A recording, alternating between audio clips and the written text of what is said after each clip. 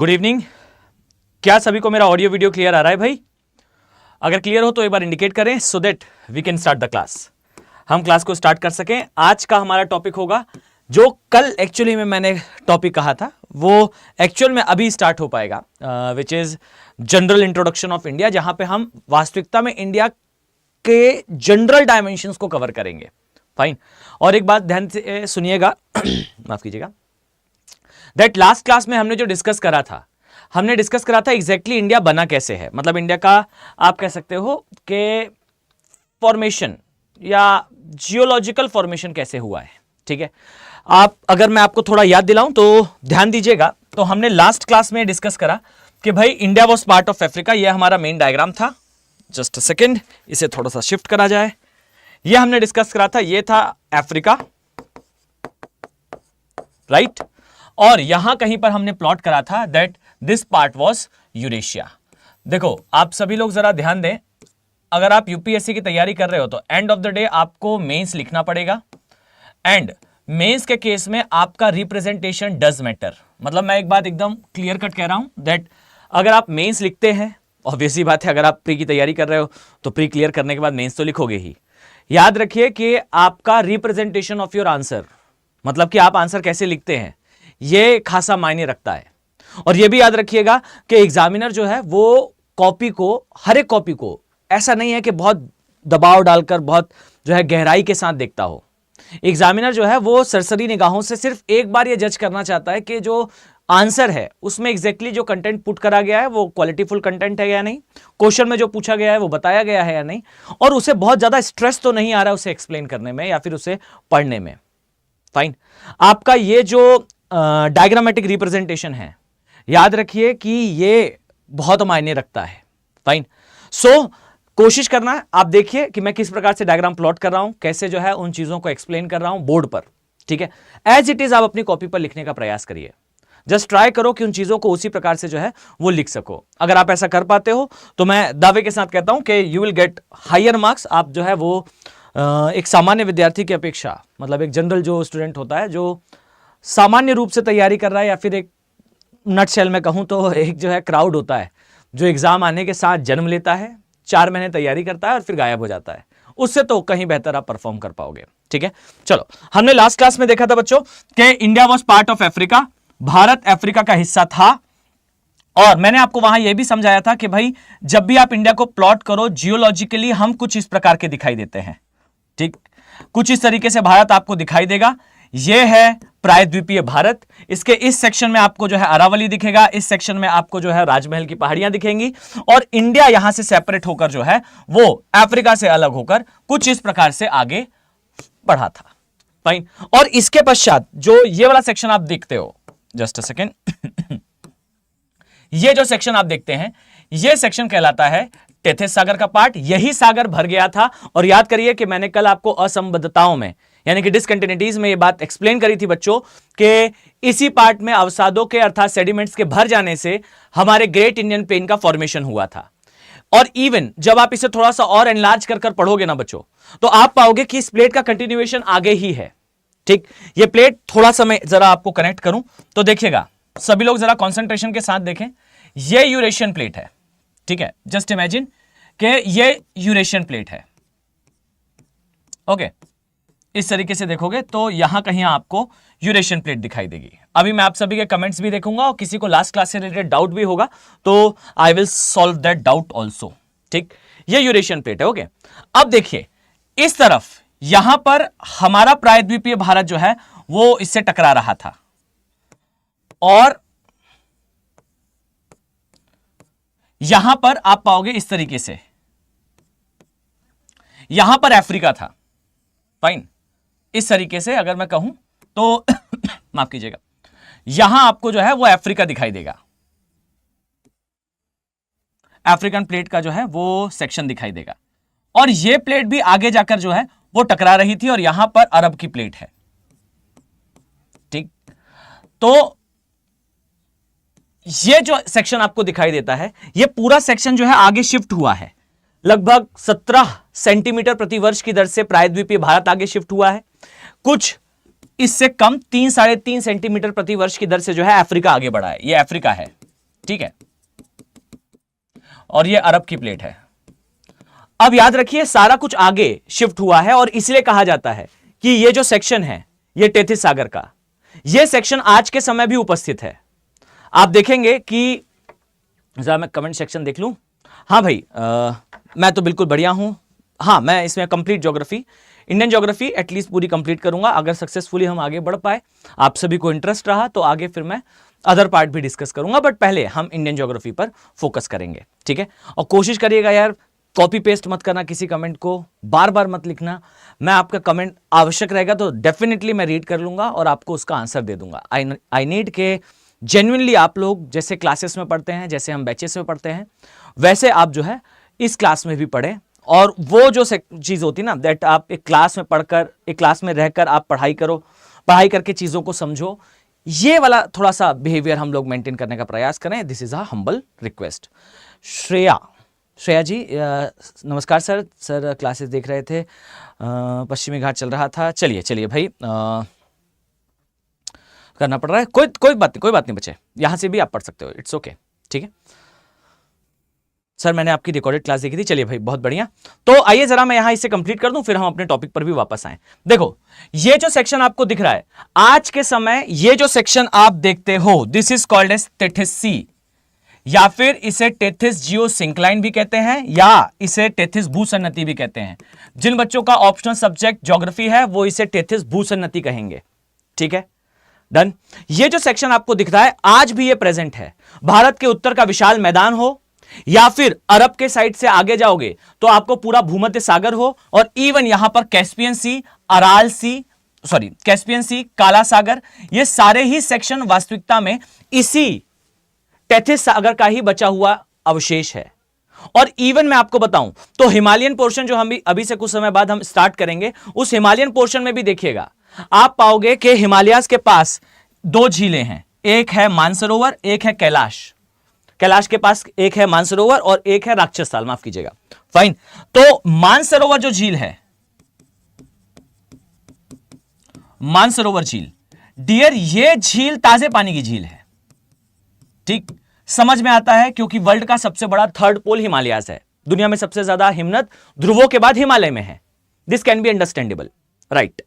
But ये जो section आप देखते हो ना, ये वाला सेक्शन, ये राक्षस ताल झील है। कई बार इसे राकस ताल भी लिखा जाता है, राकस ताल झील। वास्तविकता में राकस ताल झील हो, दीपसांग के पास जितने भी झीलें हैं, जैसे पेंगोंग सो लेक हो या सोमोरिरी झील हो, ये सारी ही झीलें खारे पानी की हैं।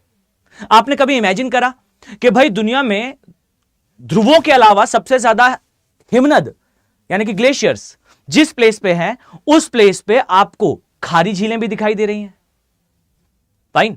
और एक जरा मैं आपको दिखाने का प्रयास करूं तो जस्ट अ सेकेंड, यहां आपको दिखाई देगा, मान लीजिए मैं राकसताल लेक सर्च करूं, ठीक, देखिए राकसताल लेक में इस लेक को जरा देखिएगा, ठीक, देखिए इस लेक को आपको देखकर महसूस होगा कि डियर ये लेक नहीं है, ये कोई सागर है। इसमें लहरें भी उठती हैं और इसका पानी भी बिल्कुल ब्लूइश है, बिल्कुल जैसा सागर का पानी होता है। और इसके बिल्कुल जस्ट पास में आप पाओगे दैट आपको जो है वो ये दो झील दिखेंगी, एक राकसताल झील, एक मानसरोवर झील। मानसरोवर झील बिल्कुल ताजे पानी की, राक्षसताल झील जो है या राकसताल झील जो है सॉल्ट वाटर लेक। ये कहां से आया सॉल्ट वाटर? ऐसे ही आपने जो है वो जो लिंगितांग दीपसांग प्लेन के आसपास का एरिया है, वो सारी झीलें जो आपने देखी हैं ये खारे पानी की हैं। ये खारा पानी कुछ और नहीं, टेथिस सागर का ही बचा हुआ भाग है। और इवन ये जो हिस्सा आगे बढ़ा था ना, ये मायोसीन के आसपास आगे बढ़ा था। अभी मैं आपको आगे, अगर आप लोग देखते हैं तो मैं आगे जो है पृथ्वी का भूगर्भिक इतिहास 4 बिलियन ईयर्स की हिस्ट्री पूरी एक्सप्लेन करूंगा। तब वहां पर एक काल आएगा मायोसीन, और मायोसीनियन सैलिनिटी क्राइसिस, फाइन, ये एक शब्द है। इस क्राइसिस के समय जो है ये हिस्सा इतना आगे बढ़ गया था दैट पूरा भूमध्य सागर सूख गया था। इसे भी लिख लीजिएगा, मायोसीनियन सैलिनिटी क्राइसिस या मायोसीन काल का लवणता संकट। इसके कारण जो है वो पूरा का पूरा भूमध्य सागर सूख गया था। इसे भी नोट डाउन करना। रीजन क्या है? क्योंकि अभी अभी अभी से कुछ लगभग 2 या 3 महीने पहले ही इसके ऊपर रिसर्च हुई है, और सिसिली द्वीप जो इटली के पास आते हैं वहां पर इसके एविडेंसेस भी मिले हैं। तो ये इसका करंट अफेयर से रिलेटेड टॉपिक भी है, दैट मायोसिनियन सैलिनिटी क्राइसिस या मायोसीन काल का लवणता संकट क्या है। तो ये लवणता संकट कुछ और नहीं है, अफ्रीकन प्लेट के आगे बढ़ने के कारण जो भूमध्य सागर था इसका कनेक्शन पूरी तरह से हिंद महासागर के साथ टूट गया था, और टूटने के पश्चात ये सूख गया था, और फिर जैनक्लिन जल प्रलय, ये एक शब्द है, इसे नोट डाउन कर लीजिएगा, जैनक्लिन जल प्रलय। फाइन, ये मेगा फ्लड थी, और ये क्यों आई थी और कैसे आई थी और कैसे हमारा भूमध्य सागर दोबारा भर गया। तो देखिए इस तरीके से आपको जो है यूरोप का साइड दिखाई देगा, और यहां से आगे जाते हुए जो है ये पोर्शन आपको दिखता है, ये है भूमध्य सागर। देखो यहां वाले सेक्शन से तो ये तो कट गया, ठीक, ये भूमध्य सागर है, ठीक, भूमध्य सागर से तो बच्चों ये कट गया, भूमध्य सागर हिंद महासागर से बेसिकली कट गया, लेकिन अटलांटिक महासागर से भी कट गया था। कब? मायोसीन काल में। और मायोसीन काल के ही अंत में ये जो हिस्सा है ये टूटा, और टूटने के बाद दोबारा इसमें पानी भरा है, यानी कि एक समय पर पूरा का पूरा भूमध्य सागर एक नमक के मैदान में, नमक और जिप्सम के मैदान में बदल गया था, और बदलने के पश्चात उसी काल के अंत में यहां पर वापस पानी भरा है from Atlantic. So Atlantic ocean का पानी रिवाइव हुआ है इस एरिया में, इसे जैनक्लिन फ्लड कहते हैं या जैनक्लिन मेगा फ्लड कहते हैं, और इस मेगा फ्लड के साक्ष्य अभी इसी वर्ष जो 2 या 3 महीने पहले मिले थे।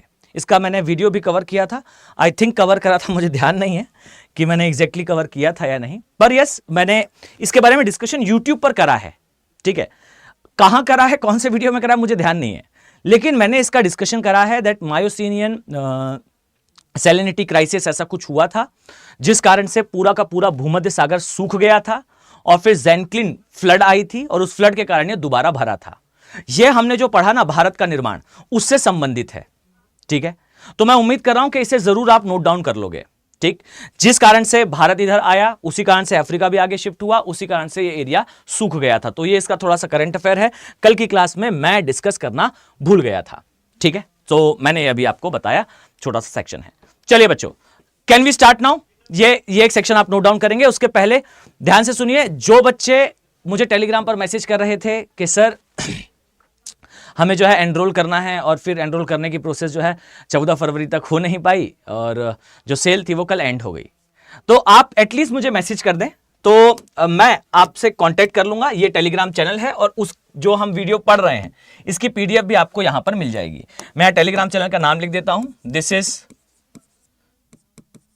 अभिनव बोहरे ज्योग्राफी, ये मेरा टेलीग्राम चैनल है। आप इस टेलीग्राम चैनल पर, जो थंबनेल में फोटो लगी हुई है वही फोटो भी है, आप इस टेलीग्राम चैनल पर जाइएगा और यहां से जो है वो पीडीएफ को डाउनलोड कर लीजिएगा। अभिनव डॉट, यहां डॉट है, बोहरे @studiiq.com, इस पर आप मुझे मेल भी कर सकते हो।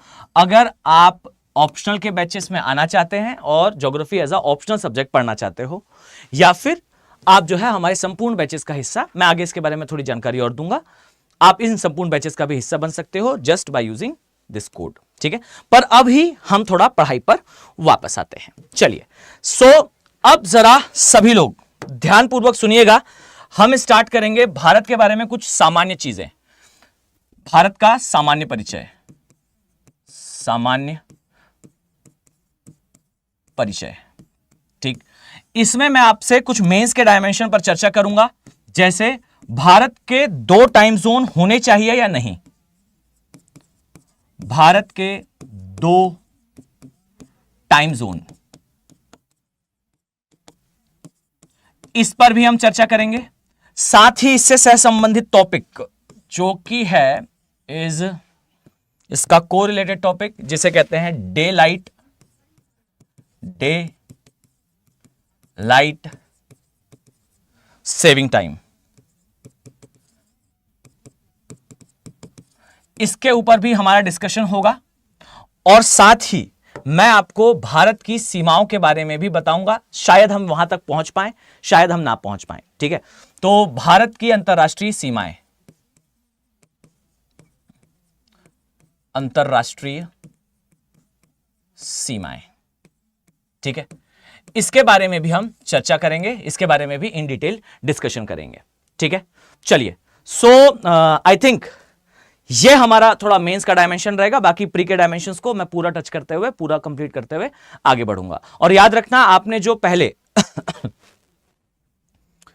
फाइन, आपने जो पहले जो है पढ़ रखा है, ठीक है, उसके अतिरिक्त मैं कुछ चीजें आपको बताऊंगा। ठीक है, तो थोड़ा सा ध्यान दीजिएगा कि आपको इस क्लास में बहुत सारी नई चीजें पता चलेंगी और बहुत सारा एक्स्ट्रा डेटा आप जो है वो समझ पाओगे।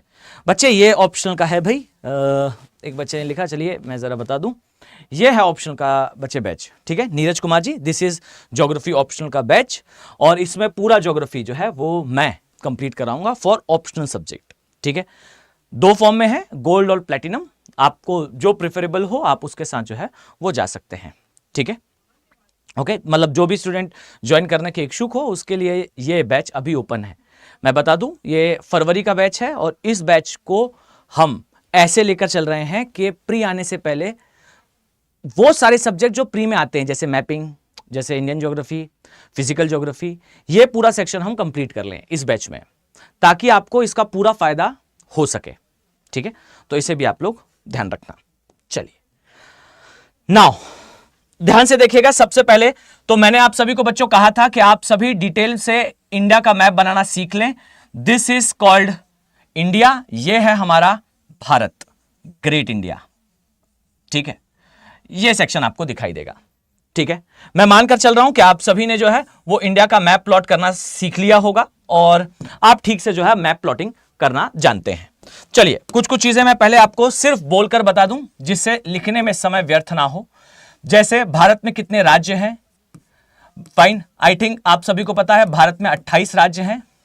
ठीक है, भारत में 28 राज्य हैं और 8 केंद्र शासित प्रदेश हैं। ठीक है, लेकिन क्या यूपीएससी ये पूछने वाला है? Answer is no. ठीक है, यूपीएससी ये नहीं पूछेगा कि भारत में कितने राज्य हैं और कितने केंद्र शासित प्रदेश हैं। यूपीएससी आपसे पूछेगा कि भाई भारत का 29वां राज्य कौन सा था। फाइन, भारत में 28 राज्य हैं, ये परफेक्ट है, पर भारत का 29वां राज्य कौन था? सेकंड, भारत में 8 यूनियन टेरिटरी हैं, बट 9वीं यूनियन टेरिटरी कौन सी थी? जल्दी से कमेंट सेक्शन पे बताओ बच्चों, क्या किसी को पता है भारत में 28वां राज्य के बाद 29वां कौन सा था और 9वीं यूनियन टेरिटरी कौन सी थी? किसी को ध्यान आ रहा है? This is called silly questions. ये एकदम जो है वो सिली क्वेश्चंस होते हैं और इसमें बच्चा जो है वो अक्सर गलती कर जाता है। देखिए, भारत का 29वां राज्य बन चुका था, मैं यहां लिख रहा हूं, ध्यान से सुनना। भारत का 29वां राज्य बन चुका था और वो था तेलंगाना। ठीक है, अभी मैं लिखता नहीं हूं बच्चों इसको, अदरवाइज ना हमारा कुछ बहुत बेसिक चीजों को लिखने में समय खराब होगा। ठीक है, सो भारत का 29वां राज्य था तेलंगाना, लेकिन फिर हमने जम्मू और कश्मीर का जो स्टेटहुड था उसे एंड कर दिया, अर्थात 29वें राज्य से फिर वो वापस 28वां राज्य बन गया। खुश? और इसके पश्चात जो हमारा यूनियन टेरिटरी का सेक्शन था उसमें 2 की बढ़ोतरी हुई। पहले यूनियन टेरिटरी थी 7, केंद्र शासित प्रदेश से 7 से बढ़कर ये 9 हो गए। क्यों? क्योंकि जम्मू और कश्मीर से 2 बने, एक लद्दाख बना और एक Jammu and Kashmir union territory बना। ठीक, तो ये 9 यूनियन टेरिटरी हो गई। अब 9 यूनियन टेरिटरी से ये 8 कैसे हो गई? तो उसका रीजन है कि हमने 2 यूनियन टेरिटरी, 2 केंद्र शासित प्रदेश, एक का नाम है दादर नगर हवेली और दूसरे का नाम है दमन एंड द्वीप, इन दोनों को ज्वाइंट कर दिया और एक बना दिया। तो इससे हो गया हमारे यूनियन टेरिटरी का सेक्शन 8। बोलिए, पॉइंट क्लियर है सभी को? सही या नो? डन? कमेंट सेक्शन पे लिखते जाना कहीं कोई डाउट आए तो।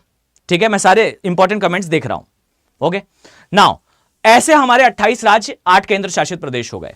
नाउ नेक्स्ट डायमेंशन, भारत का टोटल जो एरिया है यह है विश्व के एरिया का 2.4%। फाइन, यह हमारा एरिया है, क्षेत्रफल है, और इस कारण हम विश्व के 7th लार्जेस्ट नेशन है, यानी कि 7वां सबसे बड़ा देश है भारत। ठीक है, नाउ एक और चीज सुनो, भारत 7वां सबसे बड़ा देश है, तो 7 कौन से हैं, और वो 7वां नहीं पूछेगा, वो 8वां पूछेगा फिर। तो याद रखो वाटर ड्रॉप इफेक्ट। जो सबसे बड़ा देश है रूस यानी कि Russia, Canada, China, USA, actually में यूएसए देन चाइना, फिर Brazil, then Australia, and then आपको दिखाई देगा देन आपको दिखाई देगा India, and the 8th one is Argentina. 8वां सबसे बड़ा अर्जेंटीना अर्जेंटीना है। ठीक है, डन। सो ये याद रखना कि 7वां हम है, 8वां अर्जेंटीना है। अब जरा मुझे बताइएगा कि पाकिस्तान कौन से नंबर पे आता है। फाइन, पाकिस्तान इस लिस्ट में कौन से नंबर पर आता है, टॉप 10 में है या नहीं है, देखकर बताइएगा। ठीक है, मैं भी आगे डिस्कस करूंगा।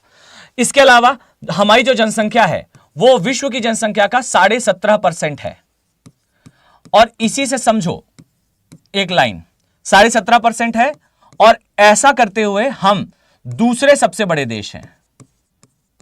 सबसे बड़ा देश भारत है। आई नो आप सभी लोग अभी कमेंट सेक्शन पे लिखने वाले हो कि सर पहला सबसे बड़ा देश हो गया है Bharat and all, I know, पर बच्चों यार समझो, हम ऑफिशियल डेटा पर चलेंगे। अभी भारत सरकार के द्वारा ऑफिशियल डेटा इशू नहीं करा गया है, अभी ऑफिशियल डेटा नहीं आया है कि हम जो है 150 करोड़ से ऊपर जा चुके हैं। ठीक है, तो याद रखना 17.5% वर्ल्ड की जनसंख्या हमारे देश में निवास करती है, और इसी से मैं एक स्टेटमेंट कह रहा हूं, इसे अपनी कॉपी पर नोट डाउन कर लीजिएगा। ठीक है,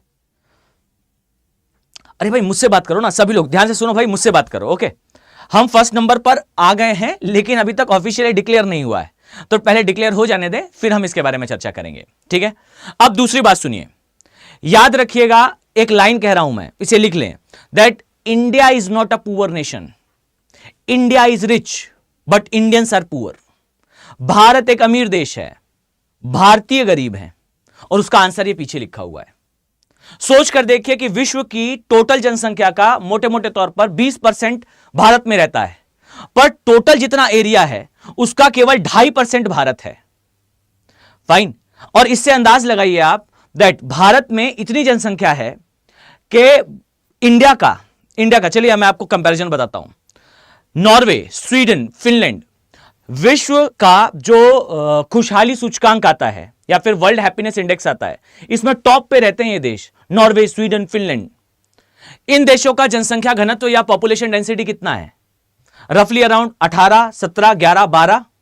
हमारे यहां बिहार का 1200 के आसपास है, 1100 समथिंग आता है। इवन जो सबसे ज्यादा है नॉर्वे का है शायद, जो कि 18,000 के जो कि 18 के आसपास है। हमारे दिल्ली का 18,000 के आसपास है। आप कंपैरिजन देख रहे हैं।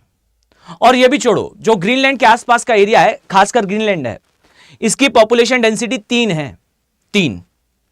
और भारत के मुंबई में जो धारावी एरिया आता है उसकी 3 लाख है। आई नो ये कंपैरिजन थोड़ा सा हाइपोथेटिकल है, बट इमेजिन करिए कि हम एक्चुअली में कितने ज्यादा हैं नंबर्स में, मतलब कंपैरिजन बहुत बड़ा है। किसी देश का जनसंख्या घनत्व तो केवल 18 है और हमारा 18,000 है कहीं कहीं। सो ये दिखाता क्या है, that problem is not this कि हमारे पास पैसा कम है, प्रॉब्लम यह है कि हमारे यहां जनसंख्या ज्यादा है। इसे आप बहुत डिटेल में पढ़ते हो, पॉपुलेशन, एग्जैक्टली एक बच्चे ने कहा पॉपुलेशन ज्योग्राफी में, पॉपुलेशन ज्योग्राफी या फिर मानव बस्ती भूगोल, और इसमें हम बहुत सारे रीजंस पढ़ते हैं। इसमें हम देखते हैं कि इंडिया में कौन कौन सी रेस आई थी, कैसे इंडिया में जो है मानव बस्तियों का निर्माण हुआ, और उसके कारण जो माइग्रेशंस हुए और उन माइग्रेशंस का क्या रिजल्ट निकला, ये सब कुछ हम देखेंगे इस सेक्शन में। ठीक है, डन। सो ये याद रखो कि भारत, आप देखिए यूरोप के अंदर सिर्फ 2 या 3 देश छोड़ दें, एक आप छोड़ दीजिए यूएसए को, एक जापान छोड़ दें, एक जो है फ्रांस छोड़ दीजिए, एक जो है वो आसपास के एरियाज में आप देख लें 4-5 देश हैं जिसे आप छोड़ दें, तो उसके बाद विश्व की सबसे बड़ी अर्थव्यवस्था भारत है। 5th largest economy is India, but still we are poor nation because of this. ठीक, तो इसे नोट डाउन करना दैट भारत अमीर देश है पर भारतीय गरीब है। फाइन, मतलब हमारी संख्या ज्यादा है तो धन जो है वितरित होता है तो कम कम हर एक के खाते में आता है। ठीक है, चलो नाउ एक और चीज ध्यान से सुनिएगा, भारत के लगभग मध्य से होकर कर्क रेखा गुजरती है। ठीक, कर्क रेखा, इंग्लिश में इसे ट्रॉपिक ऑफ कैंसर कहते हैं, ट्रॉपिक ऑफ कैंसर।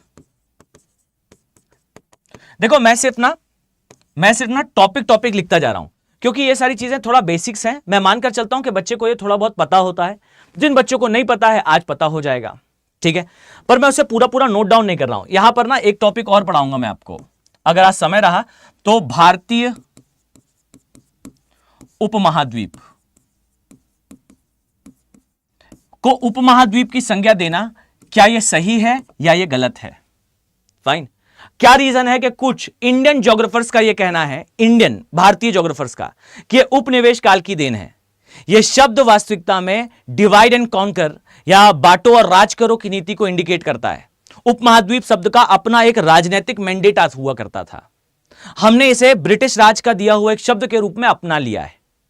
इसके बारे में भी डिटेल में डिस्कशन करेंगे। ये यूपीएससी मेंस के टॉपिक्स में आता है।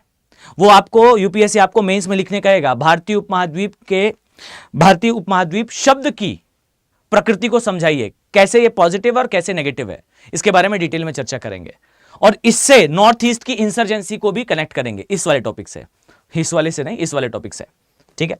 चलो नाउ थोड़ा बेसिक्स पर वापस आते हैं। याद रखिए कि भारत से जो कर्क रेखा होकर गुजरती है, ये पूरे 8 राज्यों से होकर गुजरती है, ठीक। कौन कौन से वो राज्य हैं, आइए आप खोलकर जरा ध्यान से देखिएगा। First one is Gujarat, second one Rajasthan, third one Madhya Pradesh, fourth one is Chhattisgarh, then यहां आपको दिखाई देगा अ प्लेस कॉल्ड झारखंड, और इसके साथ आपको दिखाई देगा पश्चिम बंगाल, ठीक। कौन कौन से राज्य हैं तो देखिए, Gujarat, Rajasthan, MP, CG, Jharkhand, West Bengal, और फिर यहां पर आएंगे 2 राज्य। आप खोलकर देखिएगा, the 2 states are, first one Tripura and the other one is Mizoram, ठीक। तो ये 8 राज्यों से कर्क रेखा होकर गुजरती है। I repeat, 8 states, Gujarat, Rajasthan, Madhya Pradesh, Chhattisgarh, Jharkhand, Paschim Bengal, Tripura, Mizoram. Point clear है? डन। लेकिन यहां काम की बात सुनिए। सबसे पहली चीज, कर्क रेखा सबसे लंबा पाथ कहां प्ले करती है, सबसे लंबा पोर्शन वो किस राज्य में प्ले करती है? तो याद रखिएगा, कर्क रेखा बच्चों सबसे लंबा पोर्शन प्ले करती है इन मध्य प्रदेश, सबसे लंबा भाग एमपी में आता है। सेकेंड नंबर पे सबसे कम पोर्शन कहां रहती है, तो सबसे कम पोर्शन होता है राजस्थान में। खुश? तो सबसे लंबा पोर्शन एमपी, सबसे कम पोर्शन राजस्थान। सेकेंड, कर्क रेखा से नियरेस्ट माफ कीजिएगा, कर्क रेखा से जो नियरेस्ट कैपिटल है वो कौन सी है, ठीक। आप सभी नक्शे पर देखेंगे, आंसर करेंगे, ठीक। लेकिन मैं आपको बता दूं कि कर्क रेखा जो है वो रियलिटी में 2 डायमेंशन है इससे रिलेटेड। पहला तो कर्क रेखा प्रॉपरली होकर गुजरती है एक कैपिटल से, एक राज्य की राजधानी के ऊपर से कर्क रेखा गुजरती है, और उसे बेसिकली कहा जाता है Ranchi, which is capital of Jharkhand, ठीक। झारखंड की राजधानी रांची। अगर कोई झारखंड से हो तो उन्होंने सुना होगा, देखा होगा कि रांची में एक स्तंभ लगा हुआ है जहां लिखा है कि इसके ऊपर से कर्क रेखा यानी कि ट्रॉपिक ऑफ कैंसर पास होती है, ठीक। दूसरी चीज, इसके ऊपर से गुजरती है। अगर ऑप्शन में ये नहीं है, रांची नहीं है, तो फिर ऑप्शन में क्या आएगा? देन ऑप्शन में आपको ढूंढना पड़ेगा भोपाल, ठीक है। सो कर्क रेखा जो है वो एकदम परफेक्टली देखें तो रांची से गुजरती है, बट रांची अगर ऑप्शन में नहीं है तो नियरेस्ट कैपिटल भोपाल है, ठीक। ओके, चलिए भाई, हाँ बिल्कुल सही, धोनी जी का शहर। नाउ नेक्स्ट थिंग, ध्यान दे, ट्रॉपिक ऑफ कैंसर से नियरेस्ट सिटी कौन सी है, शहर कौन सा है? तो बच्चों फोकस होकर सुनिएगा, इससे नियरेस्ट शहर आपको उदयपुर दिखेगा। बड़ी सिटीज में आपको उदयपुर दिखेगा। एक बात बताइए, उदयपुर कहां आता है? उदयपुर आता है राजस्थान में, राइट। लेकिन राजस्थान के उदयपुर को जरा ध्यान से देखिएगा, आपको पता चलेगा कि ये जो उदयपुर है, ये उदयपुर तो काफी दूर है। फिर तो याद रखो, एक और उदयपुर है। ऑक्सफोर्ड का स्टूडेंट एटलस खोलिएगा, पेज नंबर 10 निकालिएगा, 10वें पेज नंबर पर भारत का नक्शा बना हुआ है। फिजिकल मैप पर उसे देखिएगा, आपको मिल जाएगा। यू विल फाइंड के एक प्लेस है इन त्रिपुरा। जी हां, त्रिपुरा में एक जो है शहर है उदयपुर नाम से। ये उदयपुर जो है इससे नियरेस्ट है। अब मैं कहां लिखूं भाई, यहां लिख देता हूं। त्रिपुरा के पास एक उदयपुर शहर है, यह शहर जो है इससे नियरेस्ट आपको दिखाई पड़ता है। ठीक, एक और डायमेंशन कर्क रेखा के लिए, दैट टेल मी बच्चों, कर्क रेखा जो है ट्रॉपिक ऑफ कैंसर जो है, जल्दी से बताइए, ये सन टेंपल सूर्य मंदिर, सन टेंपल सूर्य मंदिर से होकर गुजरती है या नहीं? से या सुनो, जल्दी से बताएं, कर्क रेखा जो है वो सूर्य मंदिर से होकर गुजरती है या नहीं? से यस और नो। अगर मैं आपसे कहूं कि सन टेंपल कहां है, पहली बात तो ये कि सन टेंपल है कहां, तो सन टेंपल का सामान्य से आप लोग उत्तर देंगे that sun temple is in Konark. ठीक, और कोणार्क आता है उड़ीसा में। ठीक है, आई थिंक आप सभी का आंसर यही होगा कि जो सन टेंपल है वो कोणार्क में है और कोणार्क उड़ीसा में आता है, तो ये शायद नहीं गुजरती होगी। पर याद रखो ऐसा नहीं है, ट्रॉपिक ऑफ कैंसर से कर्क रेखा गुजरती है, क्योंकि ट्रॉपिक ऑफ कैंसर जो है वो सन टेंपल से गुजरता है, क्योंकि गुजरात में भी एक सन टेंपल है जिसका नाम है मोडेरा। ठीक, और मोडेरा में भी है सन टेंपल। ओके, सन टेंपल, तो याद रखो कि मोडेरा के सन टेंपल से कर्क रेखा गुजरती है जो गुजरात में आता है। इसका मतलब है कि यस, कर्क रेखा सन टेंपल से गुजरती है। खुश? Tell me, is it fine? अब नेक्स्ट टॉपिक पर आइए, एक और डायमेंशन सुनो। कर्क रेखा के अलावा भारत से एक और रेखा गुजरती है। अगर आपको नहीं पता है तो देखिए, मैं यहां पर एक और रिप्लिका बनाता हूं इंडिया का। देखिए, यह है हमारा ग्रेट इंडिया। ठीक है भाई, यह है हमारा ग्रेट इंडिया। जब भी इंडिया बोलें पूरे सम्मान के साथ। ओके, यह है हमारा प्रायद्वीपीय भारत। ठीक, देखो मैं इसे थोड़ा बड़ा कर दूं, थोड़ा छोटा बन गया भाई। देखिए सब लोग जरा कंसंट्रेशन के साथ यहां देखें। यह जो आपका क्षेत्र है यहां से लेके यहां तक, ठीक, इसकी लंबाई है लगभग 2933 किलोमीटर। ठीक है, उत्तर से दक्षिण, सॉरी पूर्व से पश्चिम। और यह जो लंबाई आप देख रहे हो, यह पोर्शन आपको दिखाई पड़ता है कुछ इस तरीके से। यह है 3214 किलोमीटर, 3214। अब यह सभी विद्यार्थियों को पता होता है। ठीक, अक्षांश और देशांतर का विस्तार भी आपको पता होता है। 8.4 से यहां आप 36.6 अक्षांश, और यहां से आप देखोगे तो 68 से 97, इसके बीच में जो है वो भारत आता है। लेकिन याद रखना दैट इस पॉइंट से इस पॉइंट के बीच में जो डिस्टेंस है, इस डिस्टेंस के बीच से बच्चों एक लाइन गुजरती है। इस लाइन को कहा जाता है भारत की, जस्ट अ सेकेंड, इस लाइन को कहा जाता है भारत का इंडियन स्टैंडर्ड टाइम, भारतीय मानक समय रेखा। और पहली बात तो यही सुन लो दैट भारतीय मानक समय रेखा और कर्क रेखा ये कहां कट करती है। देखो नॉर्मल चीजें तो पता ही होंगी दैट भारतीय मानक समय रेखा कहां से जो है कितने अक्षांश पर आती है, तो सॉरी कितने देशांतर पर आती है एक्चुअली में, यह आती है 82.5 फाइन डिग्री पूर्वी देशांतर। पूर्वी देशांतर का मतलब है कि हम पूर्व में आने वाले देश हैं, और इस कारण से हमारा जो समय है वो एवरेज टाइम हमारा पश्चिमी देशों से लगभग 5 घंटे और 30 मिनट फॉरवर्ड होता है। फॉरवर्ड मतलब हम आगे चलते हैं। ठीक है, डन।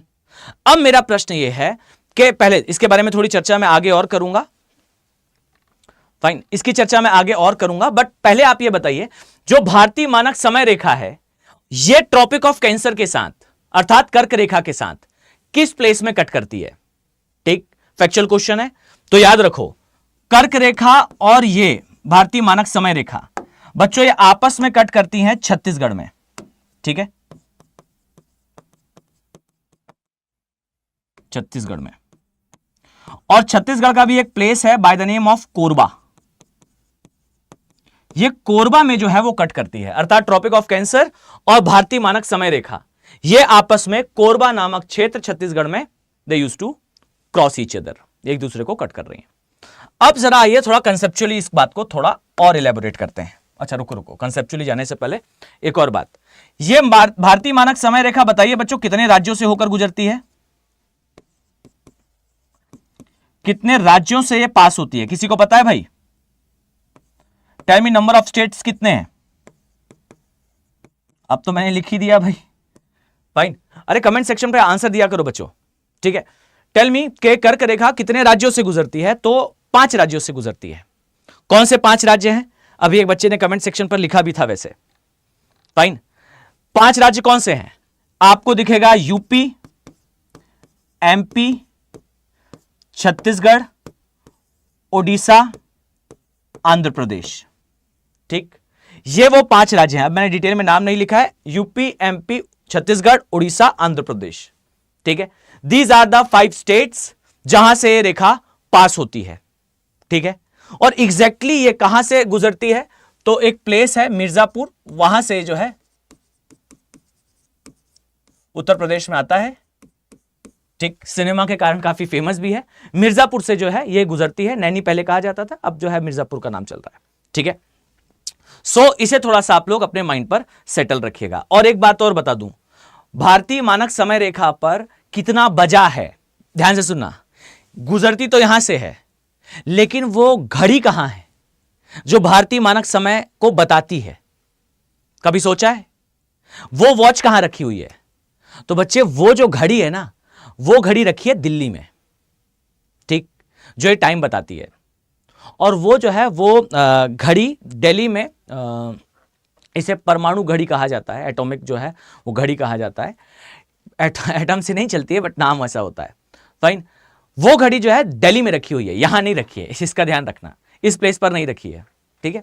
सो भारतीय मानक समय रेखा 82.5 डिग्री की लाइन है जो इन राज्यों से होकर गुजरती है। कर्क रेखा के साथ ये जो है वो इंटरसेक्ट करती है near to a point called Korba, जो छत्तीसगढ़ में आता है, ठीक है। इसे थोड़ा सा नोट डाउन रखना। अब एक और चीज सुनिए, आ जाइए इधर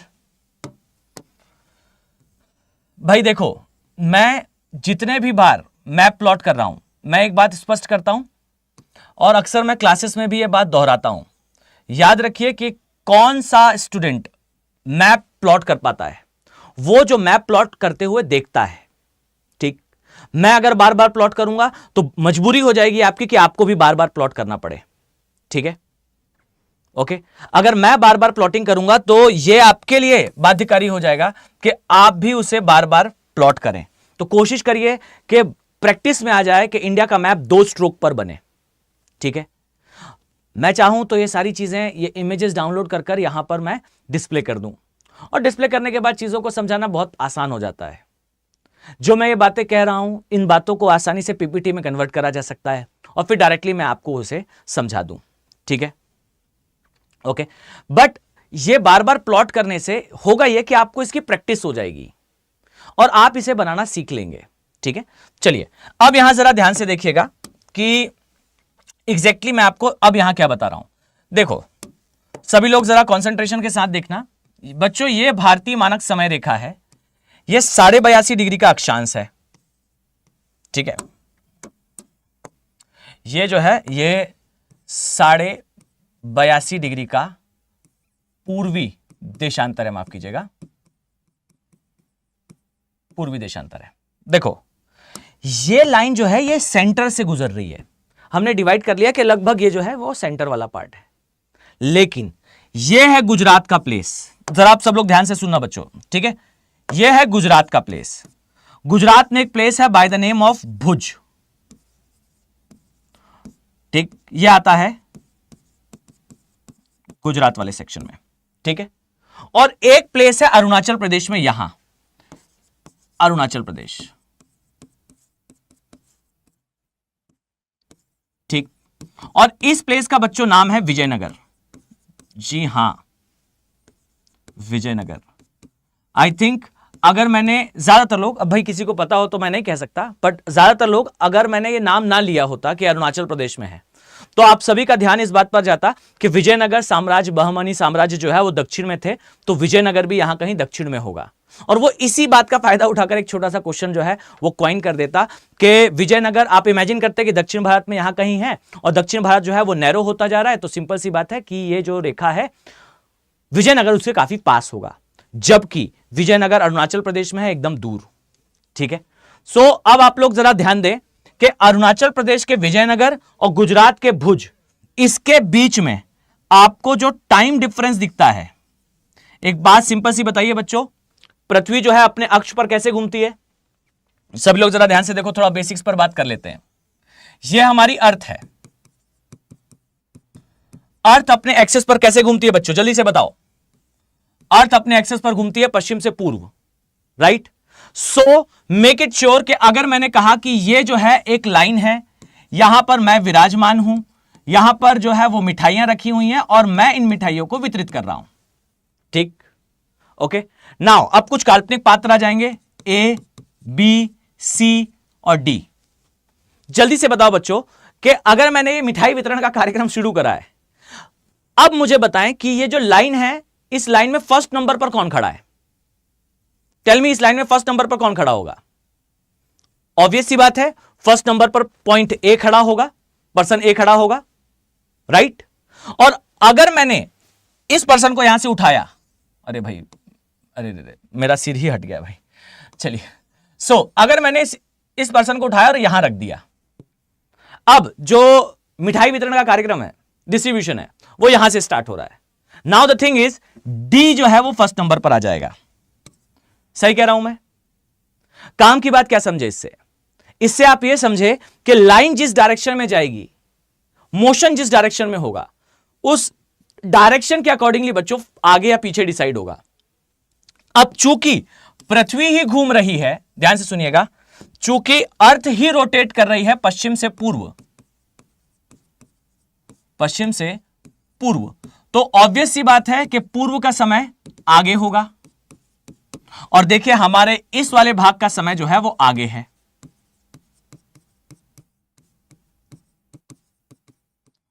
ठीक है,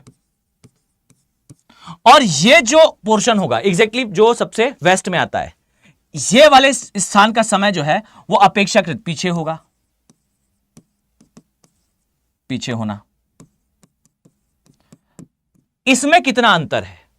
तो याद रखिए, यह भी जनरली सभी को पता होता है दैट हमारे पश्चिमी और पूर्वी भाग के बीच में मैक्सिमम जो टाइम का डिफरेंस है यह है 2 घंटे का, 120 मिनट कह लीजिए या 2 आवर्स कह लीजिए। ठीक, तो हमारे पश्चिमी और पूर्वी भाग के बीच में समय का जो अंतर है वो 2 घंटे का है, और मानक समय रेखा जो है बिल्कुल बीच से गुजरकर इसे मैनेज कर देती है। डन? ठीक है, अब एक और बात सुनो, ये जो देशांतर आप देख रहे हो, ये जो देशांतर ऐसे गुजरते हैं, ये बात मैं, अरे भाई बच गए, फाइन, ये बात मैं दावे से कह सकता हूं कि ज्यादातर बच्चों को यह तो पता होता है कि भारत के पश्चिमी और पूर्वी भाग के बीच में 2 घंटों का अंतर है, लेकिन जो बातें आप देशांतर के लिए पढ़ते हो कि देशांतर का अंतर होने से यह हो गया कि हमारे पश्चिमी और पूर्वी भाग के बीच में 2 घंटे का अंतर आ गया, लेकिन कभी आपने सोचा कि भाई हमारा तो देशांतर के अलावा अक्षांशीय विस्तार भी है। इस तरीके से आपको दिखेगा कि हमारे ये अक्षांश का भी विस्तार है, राइट। अब मुझे बताइए कि देशांतर के विस्तार से भारत में क्या परिवर्तन आया?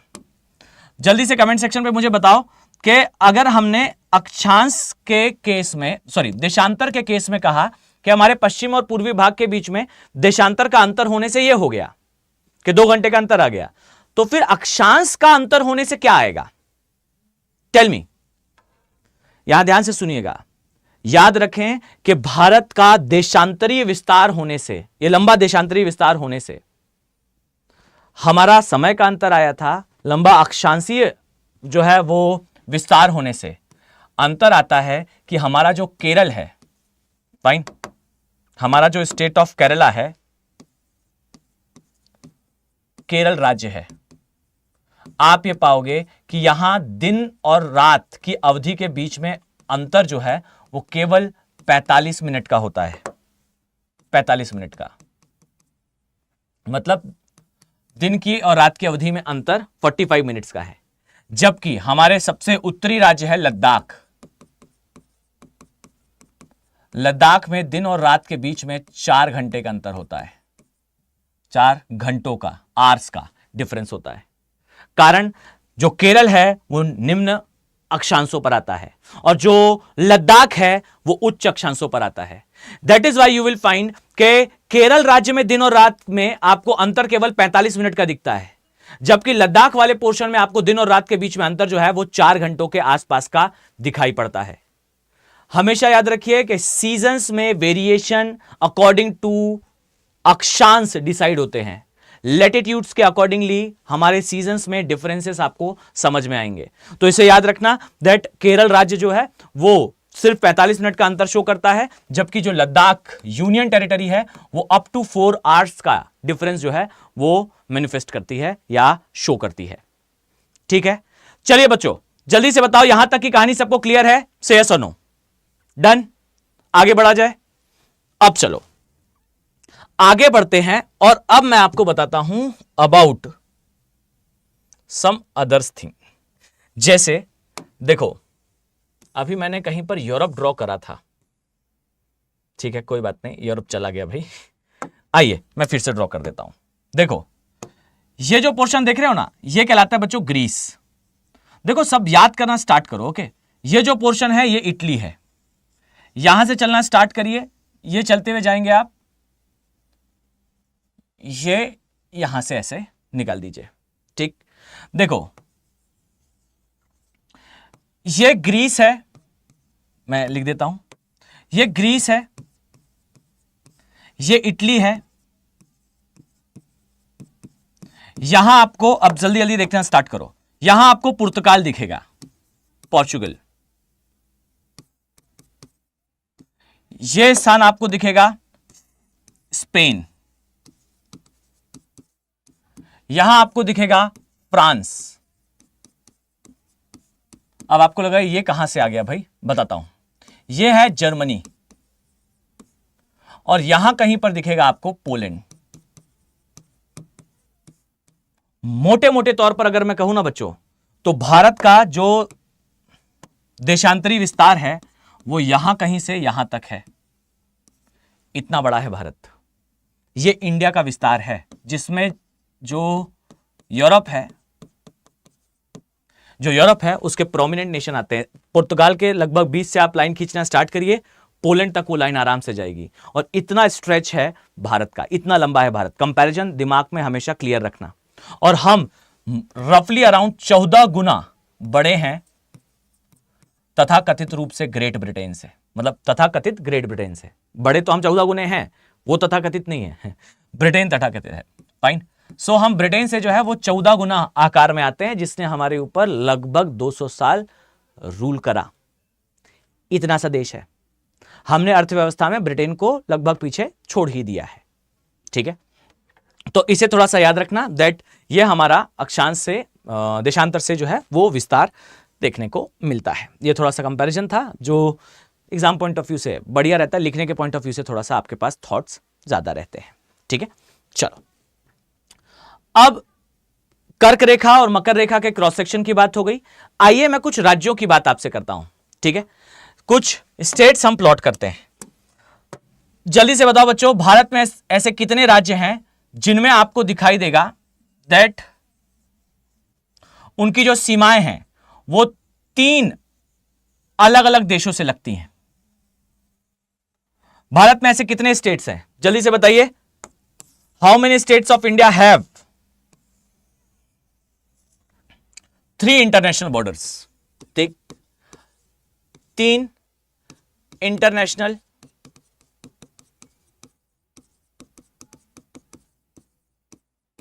बॉर्डर्स हैं, 3 अंतरराष्ट्रीय सीमाएं हैं। कितने राज्य हैं ऐसे? 3 हैं। मैं स्टेट लिख देता हूं, राज्य लिख देता हूं। कौन कौन से हैं ऐसे राज्य, जल्दी से बताइए। फटाफट लिखिए कमेंट सेक्शन पे। 5 नहीं भाई, 5 नहीं है बच्चों, 3 है, ठीक, लेकिन 3 राज्य हैं। कौन कौन से हैं? तो देखो ध्यान से देखिएगा सब लोग अपनी आंखें खोलकर। बच्चों ये सेक्शन आपको दिखाई देगा by the name of Ladakh. 3 राज्यों के साथ सीमा है। कौन कौन से हैं? 3 देशों के साथ सीमा है। कौन कौन से हैं? तो देखिए ये है दुष्ट पाकिस्तान, ठीक, ऐसा कुछ भी नहीं करा है पाकिस्तान ने कि हम बहुत ज्यादा सम्मान दें पाकिस्तान को, ठीक। सो ये है दुष्ट पाकिस्तान वाला एरिया, ठीक। इसके ऊपर ये जो पोर्शन आपको दिखाई देगा, this is called as Afghanistan का एरिया, ठीक है। ये पूरा पोर्शन चाइना का है। यहां मैं लिख देता हूं ये नेपाल वाला पोर्शन है, ये भूटान का एरिया है, और इस तरीके से, चलिए मैं चाइना बना ही देता हूं, लगभग यहां कहीं से आपको जो है वो चाइना दिखाई देगा।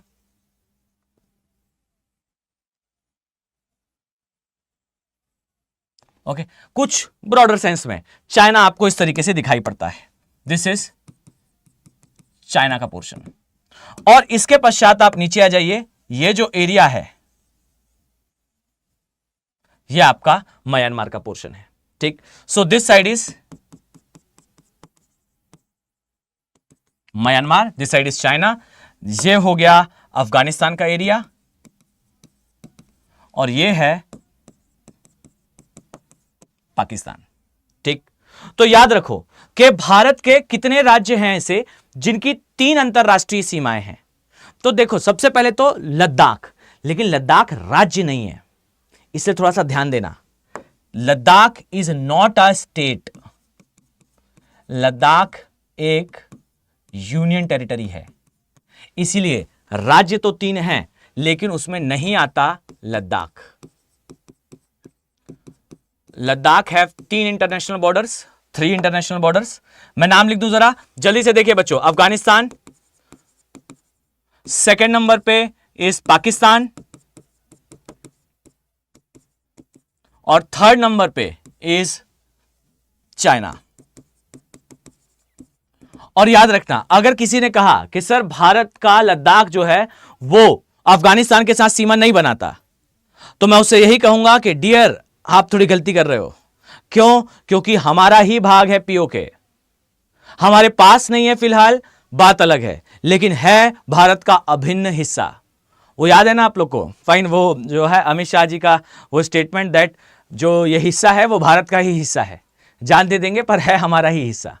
फाइन, तो थोड़ा take it seriously, make it sure कि ये वाला हिस्सा जो है वो हमारा ही हिस्सा है। हाँ, अभी टेम्पररली पाकिस्तान के पास है, वापस ले लिया जाएगा। और कैसे ले लिया जाएगा मैं आगे डिस्कस भी करूंगा, मतलब not in a form of a joke, मतलब जोक की तरह नहीं, मैं वास्तविकता में आपको बताऊंगा कि क्या है भारत का कोल्ड स्टार डॉक्ट्रिन, ठीक। कोल्ड स्टार डॉक्ट्रिन में हम ये तैयारी रखते हैं कि हम अपनी सेना को यहां पर, हमारे स्ट्राइक कोर्सेज को इस अकॉर्डिंगली रखें कि जब भी government of India order they 48 hours के अंदर इंडियन कमांड जो है वो यहां से पेनिट्रेट करके पाकिस्तान के अंदर चला जाए और कम से कम 50 किलोमीटर का स्ट्रेच जो है वो कवर कर ले। और इसे कोल्ड स्टार डॉक्ट्रिन कहते हैं। ये सुंदर जी डॉक्ट्रिन को हटा कर आया था, पराक्रम एक ऑपरेशन चलाया था हमने, उसमें हमें समझ में आ गया था कि हमारे स्ट्राइक कोर्सेस पाकिस्तान की सीमा से बहुत दूर हैं। हमारे ऊपर अटैक हुआ, टेरर अटैक, इसके रिटेलिएशन में हमने सोचा कि पाकिस्तान को थोड़ा डराते हैं, और हमारे जितने स्ट्राइक कोर्सेस थे जहां पर हमारा मेन आर्मोररी, आर्टिलरी, वेपन्स सब रखे हुए थे, गवर्नमेंट ऑफ इंडिया ने ऑर्डर करा कि सारे लोग निकलो और पहुंचो बॉर्डर के साइड। और ये सारे लोग बॉर्डर के साइड बढ़ रहे थे, और हमें एक बात पता चली कि हम कर रहे थे पाकिस्तान को सरप्राइज, और सरप्राइज हम खुद हो गए। क्यों सरप्राइज हो गए? क्योंकि हमें पता चला कि हमारे जो स्ट्राइक कोर्सेस हैं हमने उसको बॉर्डर से इतना दूर रख रखा है कि अगर कभी अटैक करने की बारी आए तो स्ट्राइक कोर्सेस निकलकर मेन बैटलफील्ड तक आ ही नहीं पाएंगे, और उसके पहले पाकिस्तान की आर्मी अंदर आ जाएगी। हमने इस डॉक्ट्रिन को बदला, और बदलकर आज जो हम डॉक्ट्रिन फॉलो करते हैं, जो सिद्धांत फॉलो करते हैं, उसे कहा जाता है कोल्ड स्टार्ट। फाइन, और इस डॉक्ट्रिन में कहा यह जाता है कि भारत अपने जो स्ट्राइक कोर्सेस हैं उसको यहां पर इस अकॉर्डिंगली रखता है कि एग्जैक्टली जिस समय गवर्नमेंट ऑफ इंडिया ऑर्डर करे यहां से वो स्ट्राइक कोर्सेस फायर करना स्टार्ट करें। पाकिस्तान के स्ट्राइक कोर्सेस को मिरर करते हुए बनाया है हमने, मतलब जहां पाकिस्तान का स्ट्राइक कोर्स है उसके जस्ट अपोजिट साइड हमने बनाया है। और ऐसे बनाया है कि जिस समय गवर्नमेंट ऑर्डर करेगी ये स्ट्राइक फोर्स इस पे अटैक करेगा, इसे डिस्ट्रॉय करेगा और 48 आवर्स के अंदर, 48 घंटों के अंदर इंडियन डिफेंस कमांड जो है वो पेनिट्रेट करके पाकिस्तान के अंदर 50 किलोमीटर के एरिया को कवर करेगा। और कवर करने के बाद हम चिल्ला देंगे स्टॉप, अब युद्ध नहीं लड़ना। इससे क्या होगा? इससे पाकिस्तान का एक बड़ा एरिया हम कैप्चर करेंगे। यह कहकर के देखो हमारे पर टेरर अटैक करा था, हम अंदर आ गए, फाइन। और 48 घंटे के अंदर पाकिस्तान भी न्यूक्लियर रेडीनेस नहीं ला पाएगा। भाई पाकिस्तान का हमेशा जो स्टेटमेंट होता है दैट हम जो है वो न्यूक्लियर अटैक कर देंगे, तो याद रखिए न्यूक्लियर अटैक नहीं कर पाएगा। क्यों? 48 घंटे के अंदर न्यूक्लियर अटैक के लिए रेडीनेस जो है वो प्रिपेयर नहीं करी जा सकती, ठीक? तो ना न्यूक्लियर अटैक कर पाएगा, और अब सिर्फ आफ्टर वॉर नेगोशिएशन होगा। और आफ्टर वॉर नेगोशिएशन में इंडिया विल डेफिनेटली से कि भाई देखो, अगर आपको एरिया वापस चाहिए है तो थोड़ा थोड़ा पीओके हो जाए, fine. So you can say कि ये इंडिया की स्ट्रेटेजी है, और इंडिया ऑफिशियली इसे नहीं मानता, लेकिन यूएसए का डिपार्टमेंट ऑफ स्टेट्स ने बताया कि इंडिया ये जो है वो फॉलो करता है, ठीक? जो कि यू कैन से कि इज अ गुड थिंग, मतलब हमारे अकॉर्डिंगली तो हमारे इंटरेस्ट के अकॉर्डिंगली है, नेशन कम्स फर्स्ट, फाइन। देश पहले आता है, तो ये हमारा डॉक्ट्रिन कुछ हद तक तो है वो हम कह सकते हैं परफेक्टली ओके है। सो इसे लिख लेना, ठीक? ये इंटरनेशनल रिलेशन और जियोपॉलिटिक्स का कॉन्फ्लुएंशियल पार्ट है, मिला जुला रूप है। ऐसी चीजें आपको पता होना चाहिए। इसे कहते हैं जो नॉलेज है सब्जेक्ट के लिए, जो विचार है सब्जेक्ट के लिए, वो आपको आना स्टार्ट होंगे। तो प्लीज मेक इट श्योर कि आप इसे लिख लें, कहीं पर साइड में ऐसा नोट डालकर लिख लेना, ठीक? बाद में इसके बारे में डिटेल में चर्चा करूंगा। क्या होते हैं जो ऑप्शनल के बच्चे हों वो जरूर देख लीजिएगा, ये जियोपॉलिटिक्स का पार्ट है। क्या होता है मिरर स्टेट्स, ठीक? मिरर स्टेट्स मतलब ऐसे स्टेट जो एक दूसरे को मिरर करते हुए बनाए जाते हैं, एक दूसरे को काउंटर करने के लिए बनाए जाते हैं। जैसे इंडिया में स्ट्राइक कोर्सेज बने हुए पाकिस्तान को देखकर, ठीक? यह मिरर स्ट्रेटजी कहलाती है, यह जियोपॉलिटिक्स का हिस्सा है, ठीक है? तो इसके बारे में फिर आगे फिर जो है ऑप्शनल की चर्चा स्टार्ट हो जाती है। तो जिनका ऑप्शनल है वो यहां से उसे पढ़ेंगे, जैसे हम क्लास में पढ़ते हैं। अगर आप चाहेंगे तो आएंगे, तो फिर हम वहां पर पढ़ाई करेंगे। ज्योग्राफी ऑप्शनल की बात कर रहा हूं, जीएस में ये इस दायरे के बाहर नहीं आएगा, ठीक है? चलो नाउ लद्दाख के पोर्शन में अफगानिस्तान, पाकिस्तान और चाइना दिखेगा, ठीक? लद्दाख के पोर्शन में ये बॉर्डर्स दिखेंगी।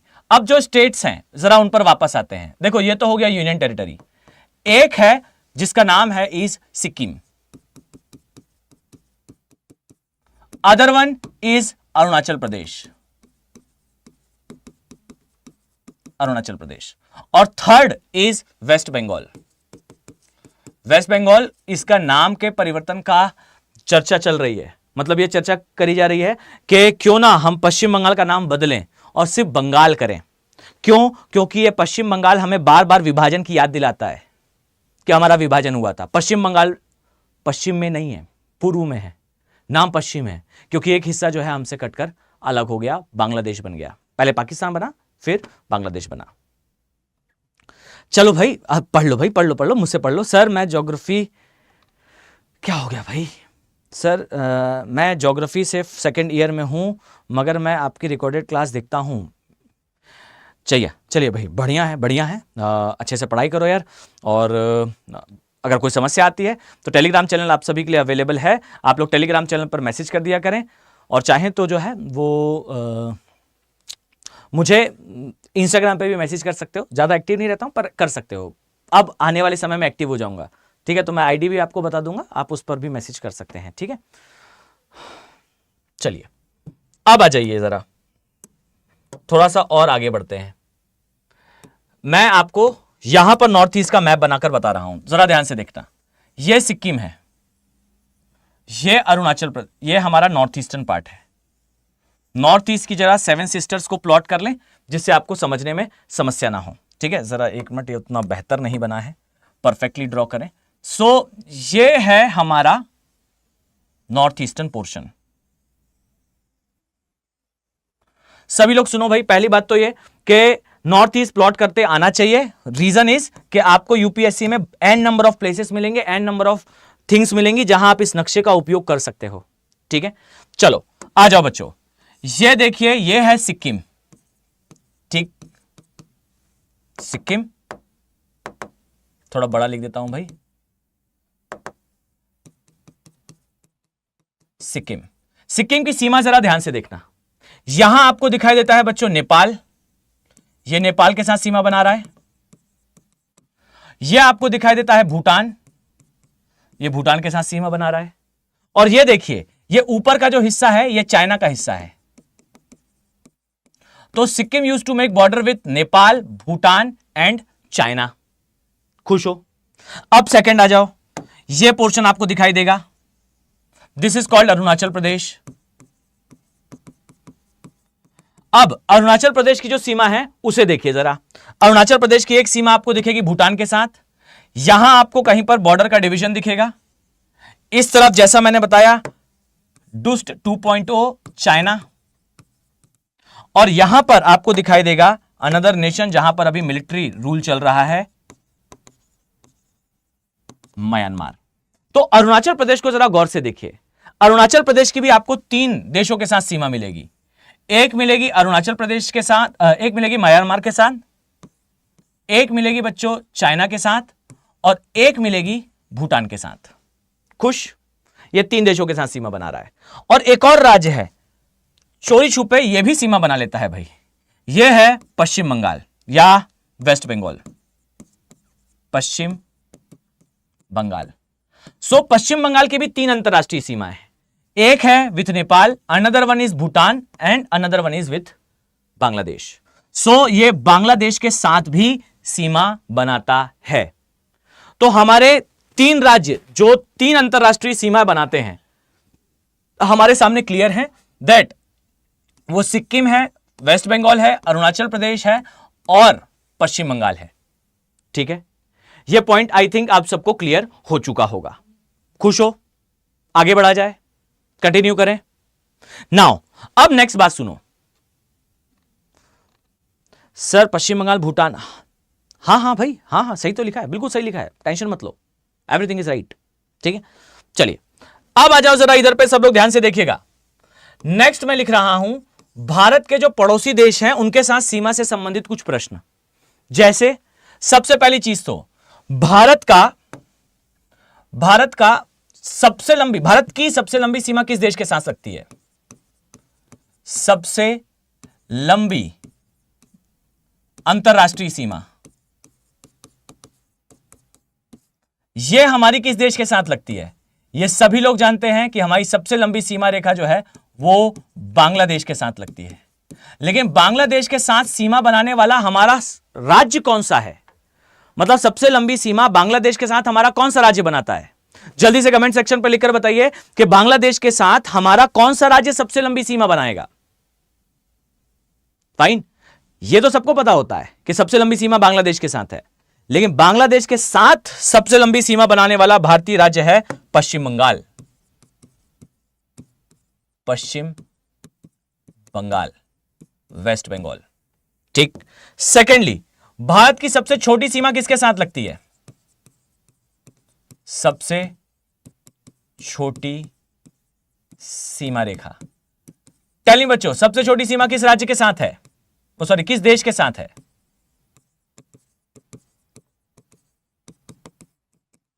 अफगानिस्तान के साथ है। और यह सीमा कौन बनाता है? तो आई थिंक अब तो आपको आंसर पता ही है, यह बनाता है लद्दाख यूनियन टेरिटरी। खुश? तो लद्दाख यूनियन टेरिटरी वो केंद्र शासित प्रदेश है जो कि भारत की सबसे छोटी सीमा रेखा बनाने वाले देश अफगानिस्तान के साथ रेखा बनाता है। खुश? अब जरा बाकी की चीजें सुनिए। सबसे पहली बात तो नोट डाउन करना बच्चों, हमारी सीमा रेखा नेपाल के साथ भी लगती है, हमारी सीमा रेखा भूटान के साथ भी लगती है, हमारी सीमा रेखा पाकिस्तान के साथ भी लगती है, और हमारी सीमा रेखा जो है वो चाइना के साथ भी लगती है।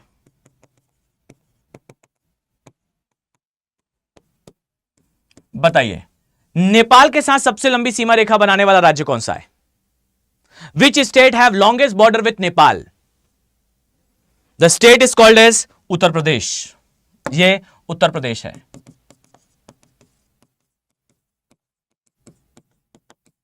ठीक। भूटान के साथ सबसे लंबी सीमा रेखा बनाने वाला राज्य असम है। पाकिस्तान के साथ सबसे लंबी सीमा रेखा बनाने वाला राज्य।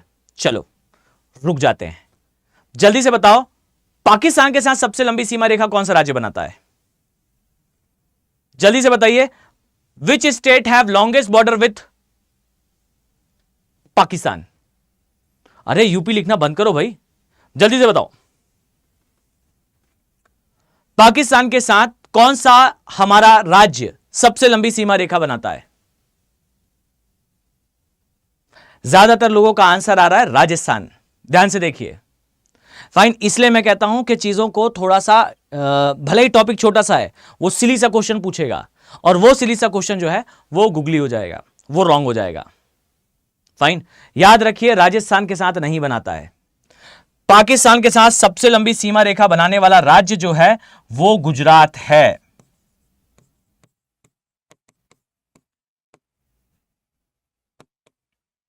फाइन, जो एक सेकेंड यार, गुजरात है, जो कि जल प्लस थल दोनों से सीमा बनाता है, यानी कि लैंड बॉर्डर भी है और वाटर यानी कि मरीन बॉर्डर भी है, मैरीटाइम बॉर्डर भी है और यह बॉर्डर भी है। खुश? डन? क्लियर? अब नेक्स्ट बात सुनो, जो पाकिस्तान है उसके साथ स्थलीय सीमा सबसे लंबी कौन बनाता है? चलो हाँ प्रमोद जी, सब लोग का रॉन्ग हो गया, पर कोई बात नहीं, कोई बात नहीं, इट्स ओके। अब याद रखो कि पाकिस्तान के साथ स्थल वाली सीमा, लैंड वाली बॉर्डर, यह लॉन्गेस्ट बनाता है राजस्थान। ठीक,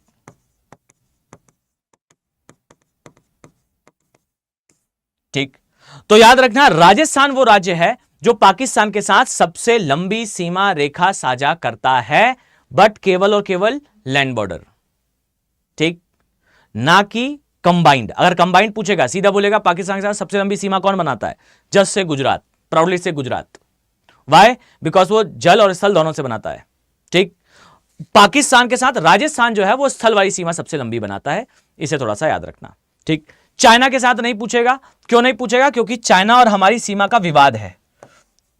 चाइना और हमारी सीमा का जो है वो विवाद है। मैं आगे आने वाली क्लास में, कल या आज की क्लास में तो शायद संभव नहीं हो पाएगा, कल की क्लास में एकदम डिटेल से बताऊंगा इवोल्यूशन। इसमें हम ऑपरेशन मेघदूत की भी बात करेंगे, कारगिल वॉर की भी बात करेंगे, पॉइंट NJ9842 का एस्टेब्लिशमेंट देखेंगे, सियाचिन ग्लेशियर का इंपॉर्टेंस देखेंगे, सियाचिन ग्लेशियर कैसे हमने कैप्चर करा, ऑपरेशन कॉल्ड मेघदूत देखेंगे, और इंडिया और पाकिस्तान की बॉर्डर का विकास कैसे हुआ, development of Indian and Indo China and Indo पाक बॉर्डर, LOC एंड LAC का इवोल्यूशन, ये पूरा पॉइंट बाय पॉइंट नक्शे पर समझेंगे। कारगिल कहां है, लेह कहां है, NJ9842 कहां है, सियाचिन कहां है, कहां दीपसांग, कहां लिंगितांग, किस साइड पेंगोंग सो और किस साइड सोमोरिरी, ये सारे क्षेत्रों को कल की क्लास में हम सीमा के साथ जो है वो देखेंगे, बॉर्डर्स के साथ जो है हम देखेंगे। ठीक है, चलो ये सेक्शन हुआ। अब इसके बाद एक छोटा सा सेक्शन है दैट भारत की मैरीटाइम बॉर्डर्स। मैरीटाइम बॉर्डर का मतलब जानते हो? भारत की समुद्री सीमा। समुद्री सीमा ये सभी को पता होता है, इसलिए मैं ज्यादा समय नहीं दूंगा। समुद्री सीमा, एक तो पहली बात, इसमें चेंजेस आने वाले हैं। अभी ऑफिशियली गवर्नमेंट ने डिक्लेयर शायद नहीं करा है, मतलब I am not sure about कि डिक्लेरेशन ऑफिशियली आ गया है या नहीं। Operation rising sun, operation Kamdhenu, operation Sankalp, operation Indira, Shakti, operation दोस्त, सद्भावना, गरुण। अरे नहीं नहीं नहीं नहीं भाई, ये ऑपरेशंस नहीं, ये तो युद्धाभ्यास के नाम लिख रहे हैं आप, शायद ये युद्धाभ्यास के ही नाम लिख रहे हैं। मैं युद्धाभ्यास की बात नहीं कर रहा हूं, मैं ऑपरेशन, एक्चुअल ऑपरेशंस की बात कर रहा हूं, जिसके थ्रू हमारा LAC LOC जो है वो क्लियर हुआ था। ठीक है, ओके, चलो नाउ आ जाओ भाई, वापस आ जाओ, वापस आ जाओ। नाउ देखो, भारत की जो समुद्री सीमा है, यह समुद्री सीमा बनाने वाले राज्य और इनका क्रम ध्यान से सुनना। ठीक है, एकदम स्पेसिफिकली इसे दिमाग पर सेटल डाउन रखना। ठीक है, चलो इसे अलग से हम बना लेते हैं, अदरवाइज वहां सारा हौच पौच हो जाएगा। समुद्री सीमा या फिर मैरीटाइम बॉर्डर्स।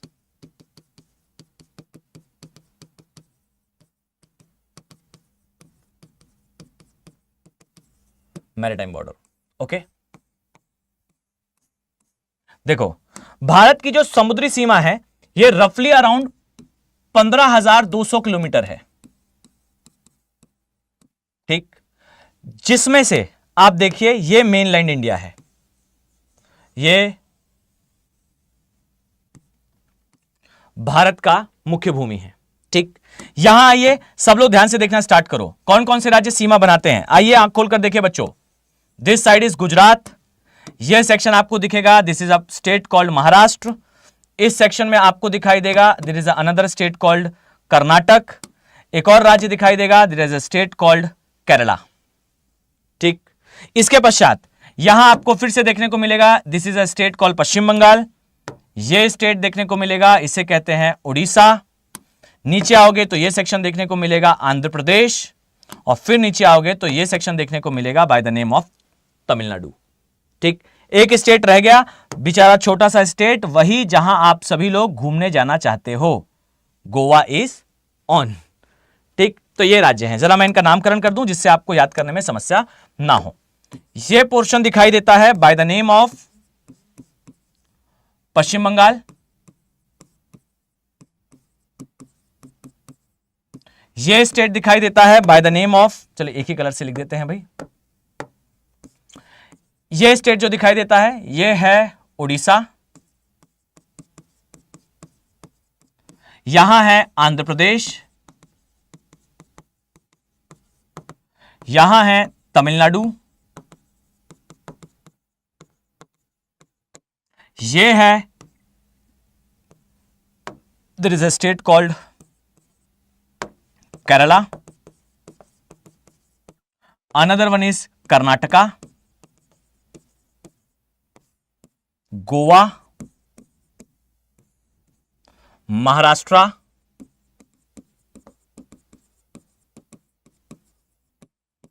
एंड गुजरात। ये वो राज्य हैं जिनकी मैरीटाइम बॉर्डर्स हैं। अब सुनिए इसका क्रम क्या है, तो देखिए आप ऐसे इसे याद कर लीजिए, ठीक है। First one Gujarat, second Andhra Pradesh, third Tamil Nadu, fourth Maharashtra, fifth Kerala, sixth Odisha, seventh Karnataka, eighth West Bengal,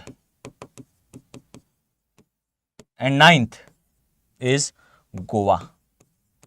देखो ये हमारी जो तटीय सीमा है उसका क्रम है। सबसे लंबी तटीय सीमा, टेल मी, जल्दी से बताइए, सबसे लंबी तटीय सीमा कौन सा राज्य बना रहा है? सबसे लंबी तटीय सीमा बनाने वाला राज्य कौन सा है? इज गुजरात, राइट, सबसे लंबी। और सबसे छोटी सीमा बनाने वाला राज्य गोवा, ठीक है। सबसे छोटी सीमा बना रहा है कौन? गोवा। लेकिन अब यहां से दो डायमेंशन सुनो जो एग्जाम पॉइंट ऑफ व्यू से जरूरी हैं। पहली चीज, अगर यूपीएससी आपसे पूछ ले कि सबसे लंबी समुद्री सीमा बनाने वाला क्षेत्र कौन सा है,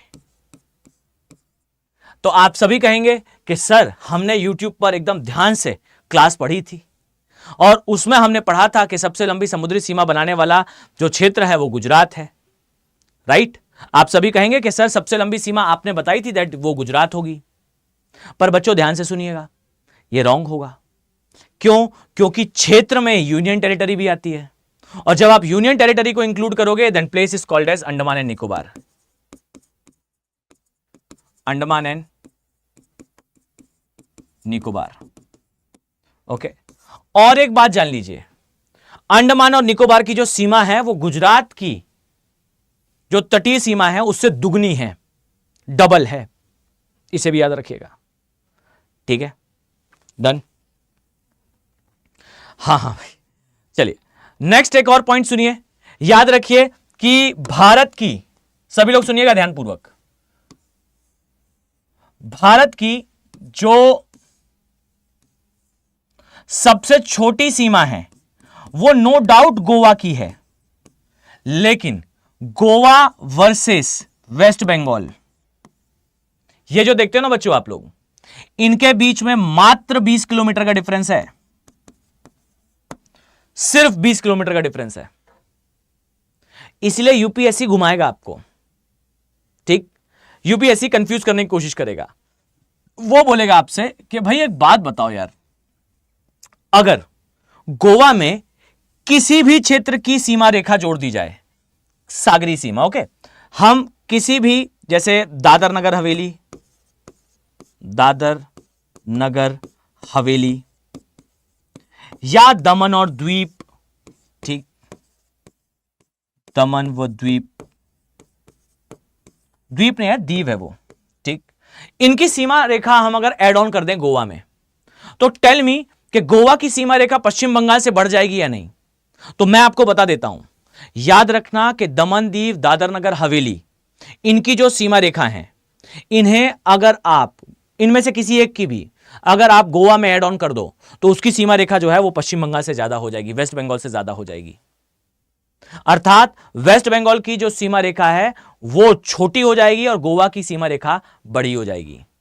इसलिए हमेशा याद रखना कि अगर एग्जामिनर कहता है कि गोवा की सीमा रेखा में हम किसी की भी सीमा रेखा ऐड कर दें तो क्या होगा, तो ये होगा दैट, तो ये होगा, अरे भाई पता नहीं क्या हो गया,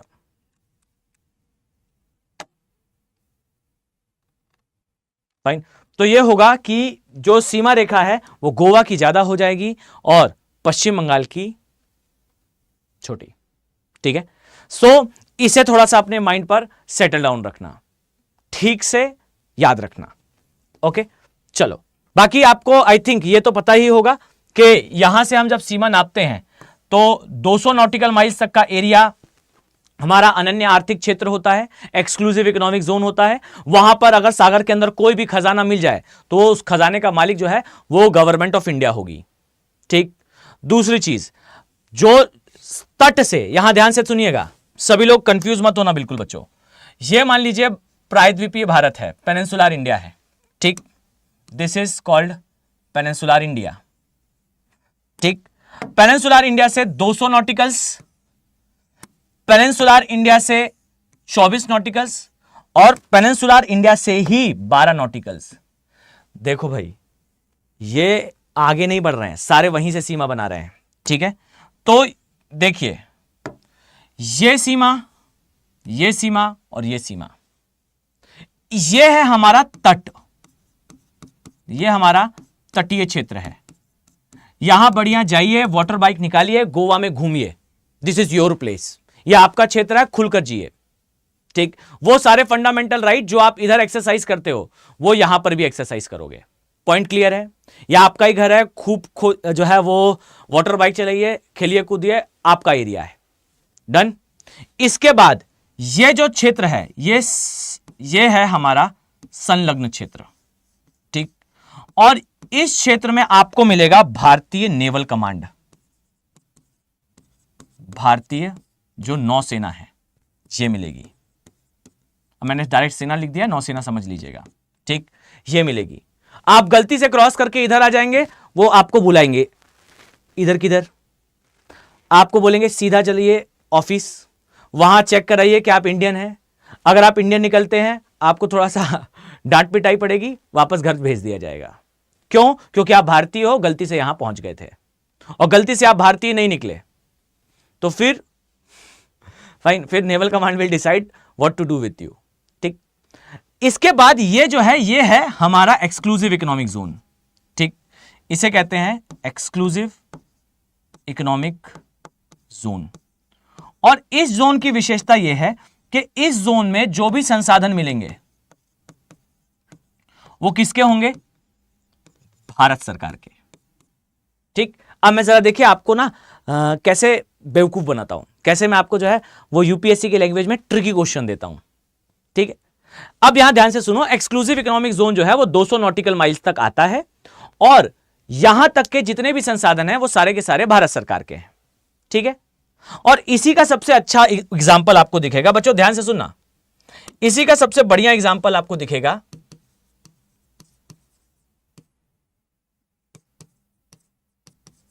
इसका सबसे अच्छा एग्जाम्पल दिखेगा that Bombay high, Bombay high या वसीम हाई। ठीक, ये दो क्षेत्र हैं। ठीक, ये आते हैं यहां पर, और ये बॉम्बे हाई जो है वो भारत के कुल तेल उत्पादन का, बॉम्बे हाई वसीम हाई मिलकर कुल तेल उत्पादन का 40% देते हैं।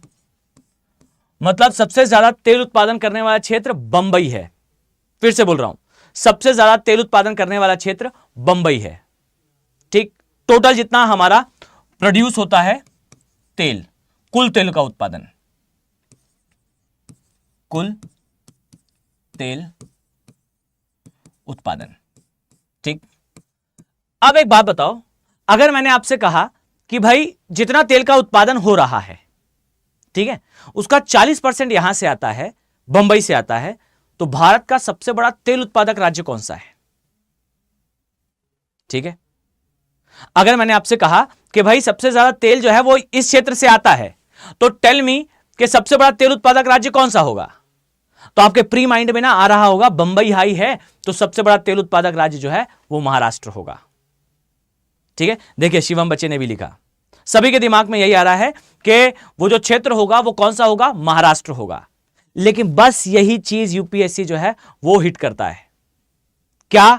दैट सबसे ज्यादा तेल उत्पादन बंबई में होता है, तो सबसे ज्यादा तेल उत्पादन करने वाला राज्य महाराष्ट्र नहीं होगा। क्यों नहीं होगा? क्योंकि ये 200 नॉटिकल्स के क्षेत्र में आता है, ये एक्सक्लूसिव इकोनॉमिक जोन है और ये भारत सरकार का क्षेत्र है। यहां से तेल भारत सरकार निकाल रही है, राज्य सरकार नहीं। इसीलिए महाराष्ट्र सबसे बड़ा तेल उत्पादक राज्य नहीं है, जबकि बंबई सबसे बड़ा तेल उत्पादक क्षेत्र है, बंबई। लेकिन बंबई हाई यहां आता है, कहां? एक्सक्लूसिव इकोनॉमिक जोन में हमारे। वो पूरा क्षेत्र भारत सरकार के अंतर्गत है। यहां से खुदाई कर कर तेल निकालने का काम भारत सरकार करती, ना कि राज्य सरकार। इसलिए आपको जो है सबसे ज्यादा तेल उत्पादन करने वाला क्षेत्र बंबई हाई होने के बाद भी महाराष्ट्र नहीं दिखता। ठीक है, इस टाइप के ट्रिकी क्वेश्चन जो है वो यूपीएससी अक्सर कोट करता है, और मैं मानकर चलूंगा कि आप सब इसको ठीक से बच्चों नोट डाउन कर रहे हो। ठीक है, देखो ठीक से आप ज्योग्राफी पढ़िए। मैं आपसे कह रहा हूं दैट अभी थोड़ा सा मैं इनिशियल स्टेजेस में हूं, मैं बहुत डिटेल में आपको, देखो मैं इंडियन ज्योग्राफी पढ़ाते समय ना सिर्फ हिमालय नहीं पढ़ाऊंगा। ठीक है, मान लीजिए मैं हिमालय पढ़ा रहा हूं, तो सिर्फ हिमालय नहीं पढ़ेंगे हम, हिमालय का वहीं बायोडायवर्सिटी देख लेंगे, हिमालय में कहां कहां नेशनल पार्क है ये देख लेंगे। भाई हिमालय का पश्चिमी भाग है, ठीक है, तो वो एक शीत मरुस्थल है, वहां हिमालयन मोलल मिलेगी, हिमालयन स्नो लेपर्ड मिलेगा, भारत में पाया जाने वाला ग्रिजली, जिसे ग्रेट इंडियन हिमालयन बेयर बोलते हैं, Asiatic black bear, brown bear, sloth bear, ये सारे हमारे पश्चिमी हिमालय के आसपास के क्षेत्र में मिलते हैं। हमारे पूर्वी हिमालय को जब हम पढ़ेंगे तो वहीं उसकी बायोडायवर्सिटी पढ़ लेंगे, that pygmy hog, golden langur, single horn rhino, walking fish, साथ में स्नूप नोज्ड मकाओ, ये सारे फिर हम एक साथ एक जगह पर पढ़ लेंगे। तो देखो इससे होगा क्या कि आप केवल इंडियन ज्योग्राफी नहीं पढ़ रहे होगे, आप इंडियन ज्योग्राफी के साथ साथ पूरी बायोडायवर्सिटी पढ़ लोगे। मैं आपको तटीय क्षेत्र बताऊंगा तो तटीय क्षेत्र में फिर हम आगे चर्चा करते हुए जाएंगे, तो वहां बताएंगे कि भाई great Indian salt water crocodile हो या फिर ऑलिव रेडलेट टर्टल हो, इसे चलते जाइए और खराई कैमल तक। यहां पर आपको great Indian salt water crocodile मिलता है और यहां आपको खराई कैमल मिलते हैं। ये सारा क्षेत्र जब हम पढ़ेंगे तो यहां की बायोडायवर्सिटी पढ़ लेंगे। जब दिल्ली वाले मैदान की तरफ आएंगे तो लू की जब चर्चा होगी तो पूरा जलवायु परिवर्तन समझ लेंगे। और ऐसे करते हुए मैं सारे टॉपिक्स में वाटर ड्रॉप इफेक्ट में सारी चीजें कवर करता जाऊंगा। यह डिपेंड करेगा कि आप कितने इंगेजिंग मैनर में जो है वो लाइव क्लास को अटेंड करते हो। मैं जो ये सीरीज स्टार्ट कर रहे हैं हम, फाइन, इसमें यह प्रयास है कि अगर हम ज्यादा से ज्यादा आप तक पहुंच पाएंगे तो I will do the things जो आपने पहले, देखो मैं ये नहीं कह रहा हूं कि मैं बहुत सारा अच्छा पढ़ा दूंगा, ये कर दूंगा, वो कर दूंगा, बट मैं ये चीज परफेक्टली कह रहा हूं दैट जो मैं बताऊंगा एब्सोल्युटली 100% आपको वो यूट्यूब पर नहीं मिलेगा। ठीक है, आपको हो सकता है कुछ बातें इधर उधर कर कर मिल जाएं, बट एक स्थान पर सारी चीजें संकलित फॉर्म में ये नहीं मिलेंगी। ठीक, तो बस इतना रखिएगा कि आप क्लास को जरूर अटेंड करें, लाइव क्लास को अटेंड करें, और थोड़ा सा ये प्रयास करिएगा कि आप क्लास को जरूर शेयर कर दें। देखो आप जितना शेयर करोगे मैं उतना बाध्य होता जाऊंगा इस बात के लिए कि मैं इस सीरीज में और चीजें ऐड ऑन करता जाऊं। ठीक, तो ये आपकी नैतिक जिम्मेदारी बनती है कि आप इसे जरूर जो है वो शेयर करो। ठीक है, एक बात।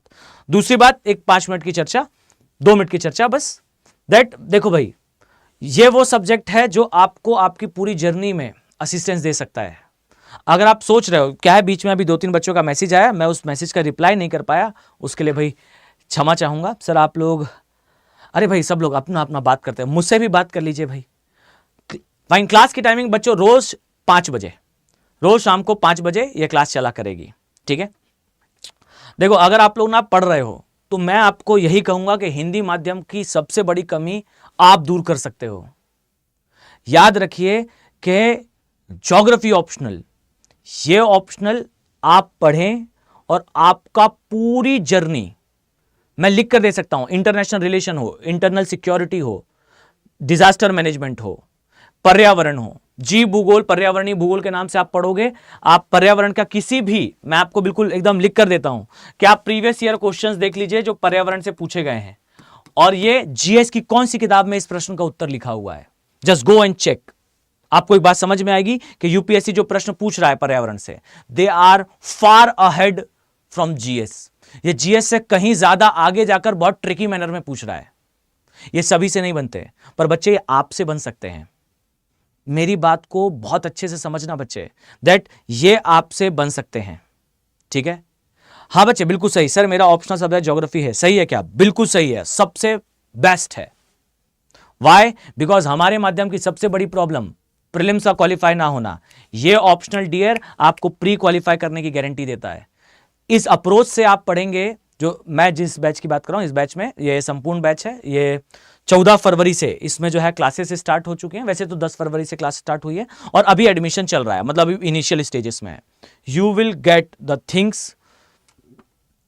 थिंग्स जो आप कभी और किसी स्थान पे जल्दी एक्वायर नहीं कर पाओगे। मैं ये नहीं कह रहा हूं कि मैं बहुत विशिष्टतम हूं, लेकिन मैं ये बात दावे के साथ कह सकता हूं कि आप पढ़ कर देखें, आपको इसे पढ़ने के बाद ये जरूर फील होगा दैट डियर, या तो ये सब्जेक्ट मुझे रॉकेट की तरह यूपीएससी क्वालिफाई कराएगा, और नहीं तो इतना केपेबल आप हो जाओगे कि इसमें इतनी सारी बातें होती हैं, इतने सारे डायमेंशन होते हैं, क्लास इतनी रोचक होती है कि आप कुछ समय बाद ये फील करने लगोगे that I can do with my life something better than UPSC. Even मैं अपनी लाइफ के साथ यूपीएससी के अलावा भी बहुत कुछ कर सकता हूं। बहुत रोचक ऑप्शनल है, बहुत इंटरेस्टिंग ऑप्शनल है, और आपके जीएस को एकदम ग्लोरीफाई कर देगा। फाइन, बस इसे एक तरीके से पढ़ने की जरूरत होती है।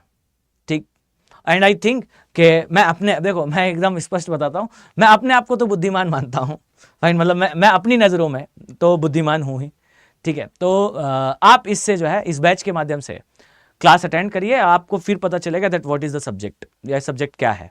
और कुछ नहीं है, आप एक काम करो, यहीं पर जो डिस्क्रिप्शन है उस पर लिंक दिया हुआ है, उस पर क्लिक करना बच्चे, जाइए और प्रत्यक्षम की उदाहरणम, ठीक है, आप सीधा उस ऐप को इंस्टॉल कर लीजिए। ऐप में मेरी क्लास डेमो के लिए बहुत सारी डली हुई है, आप रैंडमली कोई भी क्लास उठाकर देख सकते हैं और समझें कि उसकी क्वालिटी क्या है। ठीक है, तो इसे थोड़ा सा प्रयास करिएगा। और सेम एज फॉर हमारे जो बैचेस हैं, आप पूरा जीएस पढ़ना चाह रहे हो, वेलकम, संपूर्ण बैच अवेलेबल है। और इवन ये आपको अब जो है वो स्टार्टिंग प्राइस फ्रॉम 999 इससे मिल रहा है। और भाई देखो, आप सभी लोग बैच तो आ जाते हो, ठीक है, बच्चा ऑप्शन में पढ़ने मुझसे आया है, लेकिन कितनी बेशर्मी की बात है कि वो मेरा कोड लगाकर ही नहीं आया। मतलब आप सोच कर देखिएगा कि वो पढ़ने केवल मुझसे आया है, पर वो कोड अप्लाई नहीं कर रहा है मेरा। मतलब ये एक बुरी बात है कि नहीं है? फाइन, तो इसको समझिएगा that you can apply this code, this is my code which is AK life. इस कोड के माध्यम से आप लोग जो है वो इन बैचेस का हिस्सा बन सकते हो। अगर आप इस कोड के माध्यम से बनते हो तो आपको जो है वो मैक्सिमम डिस्काउंट तो मिलेगा ही, डेफिनेटली, डैम श्योर। आप टेलीग्राम पे मुझे मैसेज कर दीजिएगा, जो एक्स्ट्रा जो कुछ असिस्टेंस मुझसे हो सकेगा, definitely I can do that thing also. आप इस पर मैसेज कर दीजिए, नहीं तो इस पर मेल कर दीजिए, आपको बैच ज्वाइन करने में कोई समस्या नहीं होगी। ठीक है, तो मैं उम्मीद कर रहा हूं कि आप लोग जरूर इसका फायदा उठाएंगे। ठीक है, चलिए एक छोटी सी चर्चा और करते हैं। आई थिंक मुझे इसके बारे में कल थोड़ा सा और समय लेना पड़ेगा, भारत के टाइम जोन्स के बारे में और इसके बारे में। आइए, सबसे पहली बात तो भारत का 2 टाइम जोन क्यों होना चाहिए, इस पर बात करते हैं। सब लोग ध्यान से सुनना, ओके?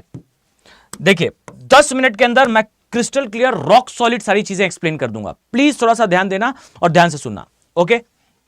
यह है हमारा इंडिया। इमेजिन करिए कि आप इस तरीके से, यह हमारा भारत है, यह हमारा इंडिया है। और अब देखिए जरा, अगर मैंने आपसे कहा कि पूरे इंडिया में टाइम जोन किसका फॉलो होता है, इस लाइन का टाइम जोन फॉलो होता है। कौन सी लाइन है? 82.5 डिग्री का देशांतर है, पूर्वी देशांतर है। लेकिन आप इमेजिन करो, यहां का समय इस क्षेत्र की अपेक्षा 2 घंटे आगे चलता है, 2 घंटे जो है वो आगे है। नाउ आजादी से पहले, ध्यान से सुनिएगा, यूपीएससी आपसे बोलेगी कि किस सीमा तक यह कथन सत्य है कि हमारे लिए 2 टाइम जोन होने चाहिए। उपरोक्त कथन की आलोचनात्मक व्याख्या कीजिए। ठीक है, अब सुनिए इसका एक्सप्लेनेशन क्या है, बहुत ध्यान से सुनना। पहली चीज, भारत में 2 टाइम जोन हुआ करते थे।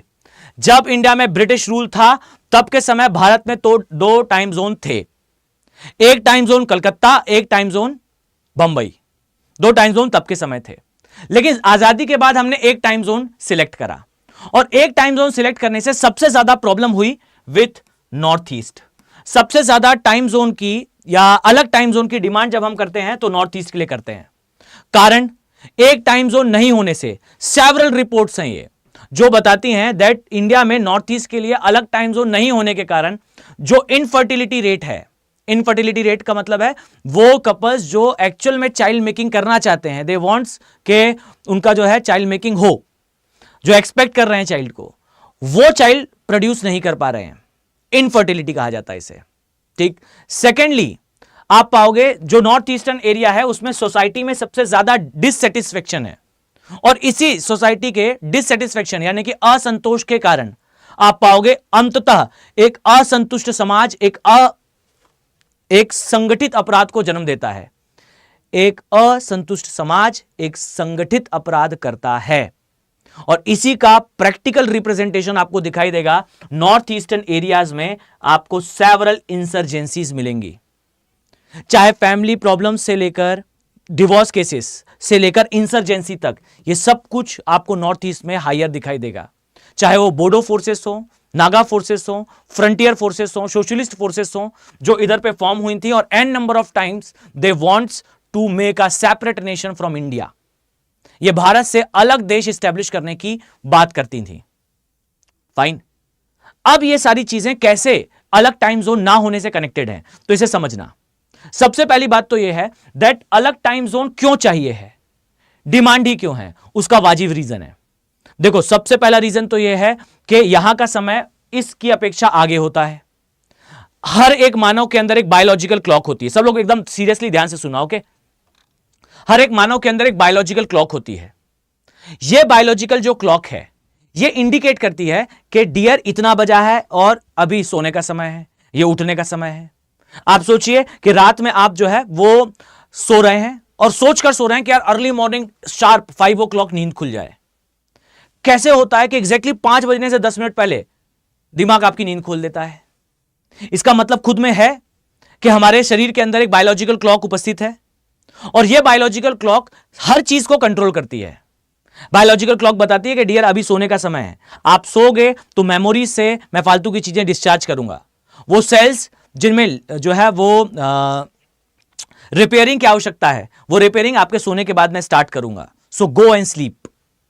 यह आपका माइंड बताता है बायोलॉजिकल क्लॉक से। अब प्रॉब्लम यह है कि यहां पर जो रह रहे ह्यूमंस हैं उनकी बायोलॉजिकल क्लॉक कहती है कि डियर अभी सुबह का 5 बजा है, बट यहां की क्लॉक जो उन्होंने हाथ में पहन रखी है वो क्लॉक यहां का टाइम बताती है और कहती है नहीं 5 नहीं बजा है अभी, अभी तो सुबह के 3:30 बजे हैं या 3 या 4 बजे हैं।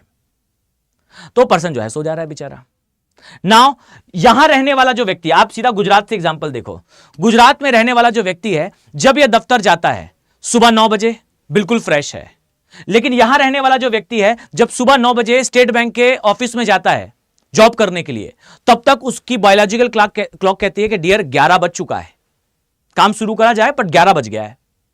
अब गुजरात में रहने वाला व्यक्ति जब कह रहा है कि भाई चलो भोजन का समय हो गया है, अभी 11 बज रहे हैं और एक छोटी सी चाय हो जाए, ठीक, वो 9 बजे ऑफिस आया और 11 बजे चाय पर गया, और यहां रहने वाला पर्सन सेज 9 बजे ऑफिस आया है पर 11 बजे अब उसे भूख लग रही है। डियर दैट पर्सन वांट्स कि उसे अब चाय नहीं खाना चाहिए। क्यों? क्योंकि बायोलॉजिकल क्लॉक बता रही है कि डियर 11 नहीं बजा है, 1 बज गया है, खाने का टाइम हो रहा है। पर अब वो जो है वो कम एफिशिएंसी के साथ काम करने के लिए बाध्य है क्योंकि अभी दिन का 11 ही बजा है, ठीक। अब जहां उसे 1 बजे के आसपास भोजन करना था, घड़ी ने कहा 11 बजा है, उसने भोजन करा नहीं, और जब तक घड़ी ने 11 से 1 बजाया तब तक 3 बज गया था। बायोलॉजिकल क्लॉक ने कहा कि डियर 3 बज गया है और तुमने 1 बजे खाना दिया नहीं, इस कारण से मैंने फैट बर्न करके एनर्जी बना ली और अब तुम्हें भूख नहीं लगी है। अब अगर तुम भोजन डालोगे तो उस भोजन के कारण लिथार्जी आएगी। बट वो पर्सन से इसके भाई क्लॉक कह रही है कि 1 बजा है तो भोजन कर लिया जाए। अब वो बेचारा भोजन कर रहा है, भोजन करने के बाद उसको लिथार्जी आ रही है, अर्थात भोजन से पहले का समय उसने लिथार्जी में बिताया, भोजन के बाद का समय अब वो स्पेंड कर रहा है लिथार्जी में, उससे उसकी ह्यूमन प्रोडक्टिविटी कम हो रही है। और इमेजिन करो यहां का पर्सन जो है जब जॉब छोड़कर बढ़िया घर से ऑफिस से निकलता है तो 6 बजे होते हैं, 7 बजे तक घर जाता है, 8 बजे तक जो है वो अपनी फैमिली के साथ, अपने चिल्ड्रंस के साथ समय बिताता है, स्पोर्ट्स खेलता है, बढ़िया जो है वो बैडमिंटन खेल रहा है, क्रिकेट खेल रहा है, 8 बजे फ्रेश होता है, दोबारा अपनी फैमिली के साथ 9-10 बजे तक एक रेस्टोरेंट जाता है, भोजन करता है, 10 बजे तक घर वापस आता है, टाइम स्पेंड करते हुए 11 बजे सो जाता है और सुबह 5-6 बजे उठ जा रहा है, नॉर्मल लाइफ जी रहा है। बट यहां का पर्सन इज स्ट्रगलिंग। वाई? क्योंकि इसके अपेक्षा, मैं इसे कंपेयर नहीं कर रहा हूं, बट इसकी अपेक्षा यहां का पर्सन सेज कि भाई मैं 6 बजे जब ऑफिस से निकला तो रात में 8 बजे जितना मैं थक चुका था, 7 बजे जब तक मैं घर पहुंचा तब तक मैं 9 बजे तक का थक गया था, और अब मैं 9 बजे तक जितना जो थक गया हूं, अब मेरे अंदर इतनी कैपेसिटी नहीं है कि मैं जो है अपने चिल्ड्रंस के साथ जाकर बाहर क्रिकेट या फुटबॉल खेलूं, और ना ही 8 बजे जब घड़ी कह रही है 8 बजा है तो मैं रात के 10 बजे जितना थक चुका हूं। अब मेरे अंदर इतनी क्षमता नहीं है कि मैं अपनी पूरी फैमिली को, अपने पार्टनर को, अपने पेरेंट्स को लेकर जो है वो एक सोशल गैदरिंग में जाऊं। सो द थिंग इज, सबसे बड़ी प्रॉब्लम है दैट नॉर्थ ईस्ट में ये सारी जो कंडीशंस क्रिएट हो रही हैं, ये व्यक्ति के बायोलॉजिकल क्लॉक को अफेक्ट करती है।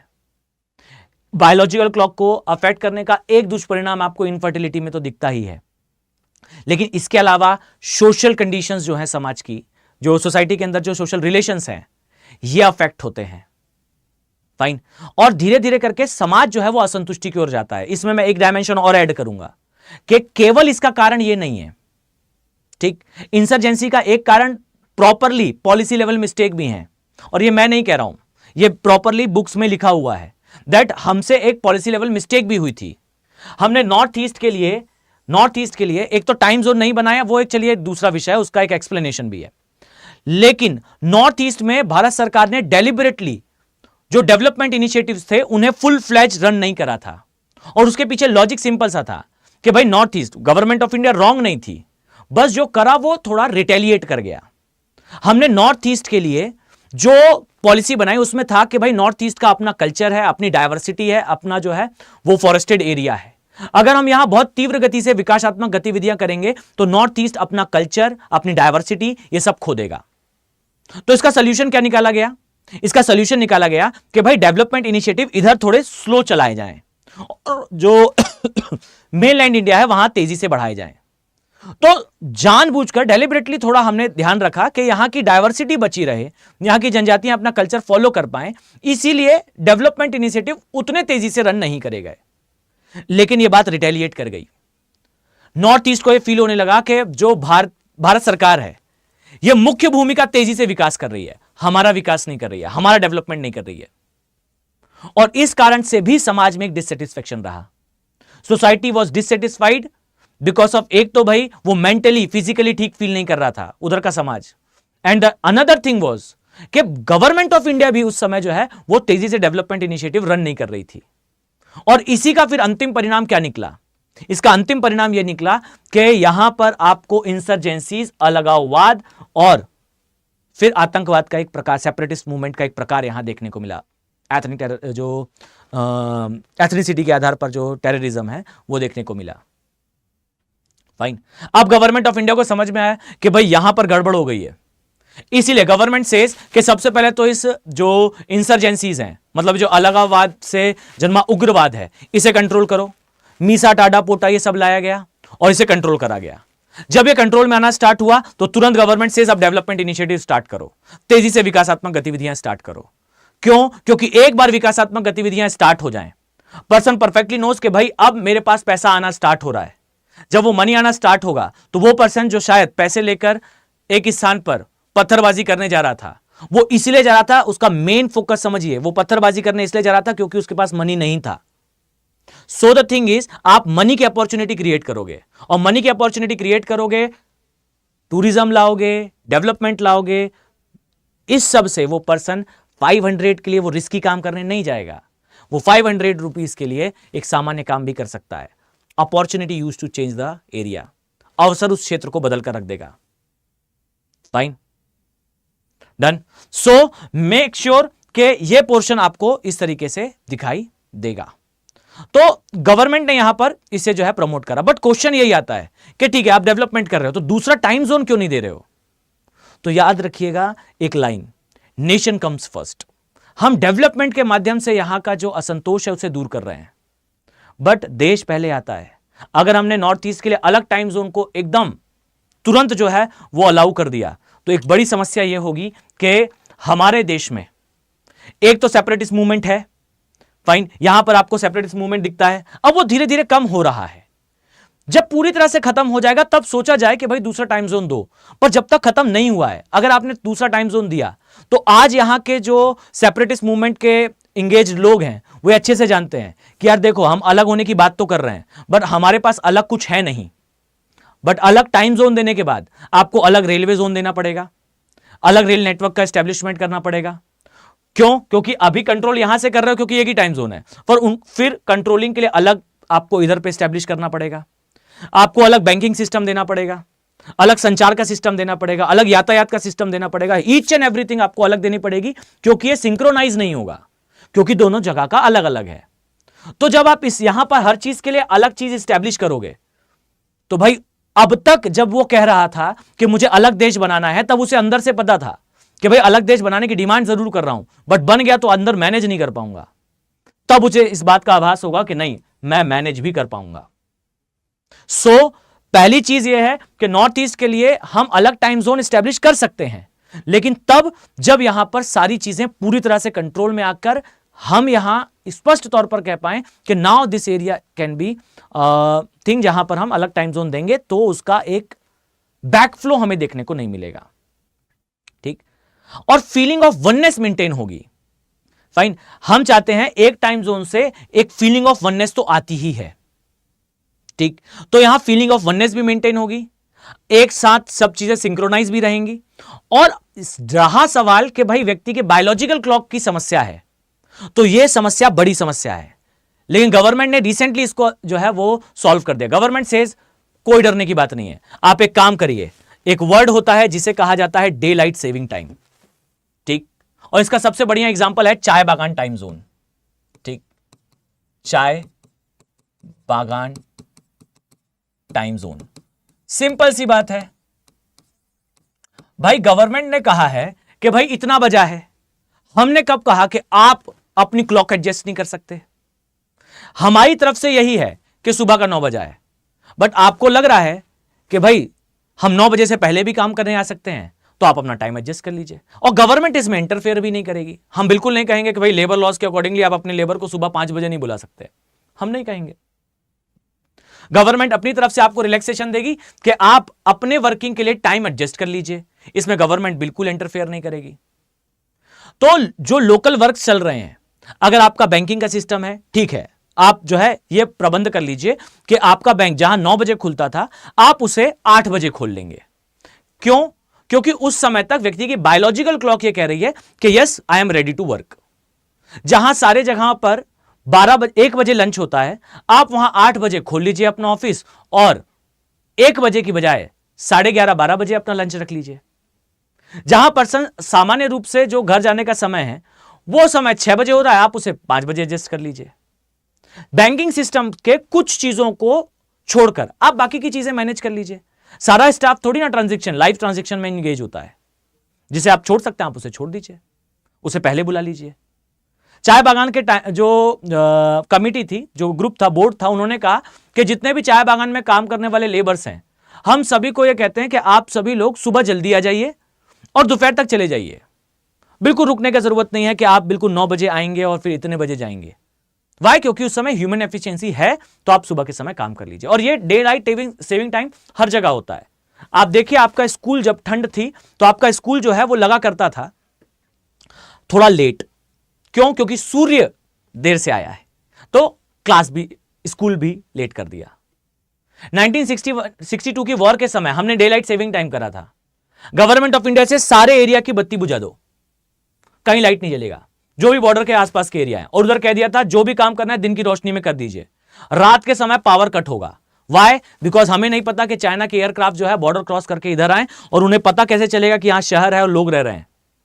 इन्हीं लाइटों को देखकर डे लाइट सेविंग टाइम बंद कर दिया सब कुछ। सो ये day light saving time north east के लिए एक तो डेवलपमेंट इनिशिएटिव की प्रॉब्लम थी, इसलिए इंसर्जेंसी थी, डेवलपमेंट इनिशिएटिव दे दिया, ठीक। और दूसरा था बायोलॉजिकल क्लॉक की प्रॉब्लम। गवर्नमेंट सेज कि आप चाय बागान टाइम जोन जैसे अपने टाइम जोन बनाइए, कोई दिक्कत नहीं है, ऑफिशियली यही रहेगा, बट आप अनऑफिशियली सारी चीजें मैनेज कर सकते हो। और इसका सबसे बड़ा परिणाम यही निकला कि आज के समय नॉर्थ ईस्ट में आपको इंसर्जेंसी काफी ज्यादा कंट्रोल में दिखाई पड़ती है, ठीक। दिस इज कॉल्ड मेंस का approach for the topic.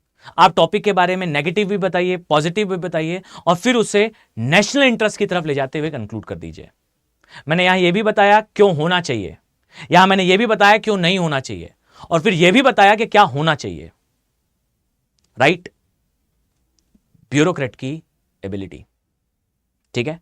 So make it sure कि this is all about this part. I will discuss about Indian subcontinent word, ये कहां से आया, यह चर्चा हम कल की क्लास में करेंगे, नेक्स्ट क्लास में करेंगे।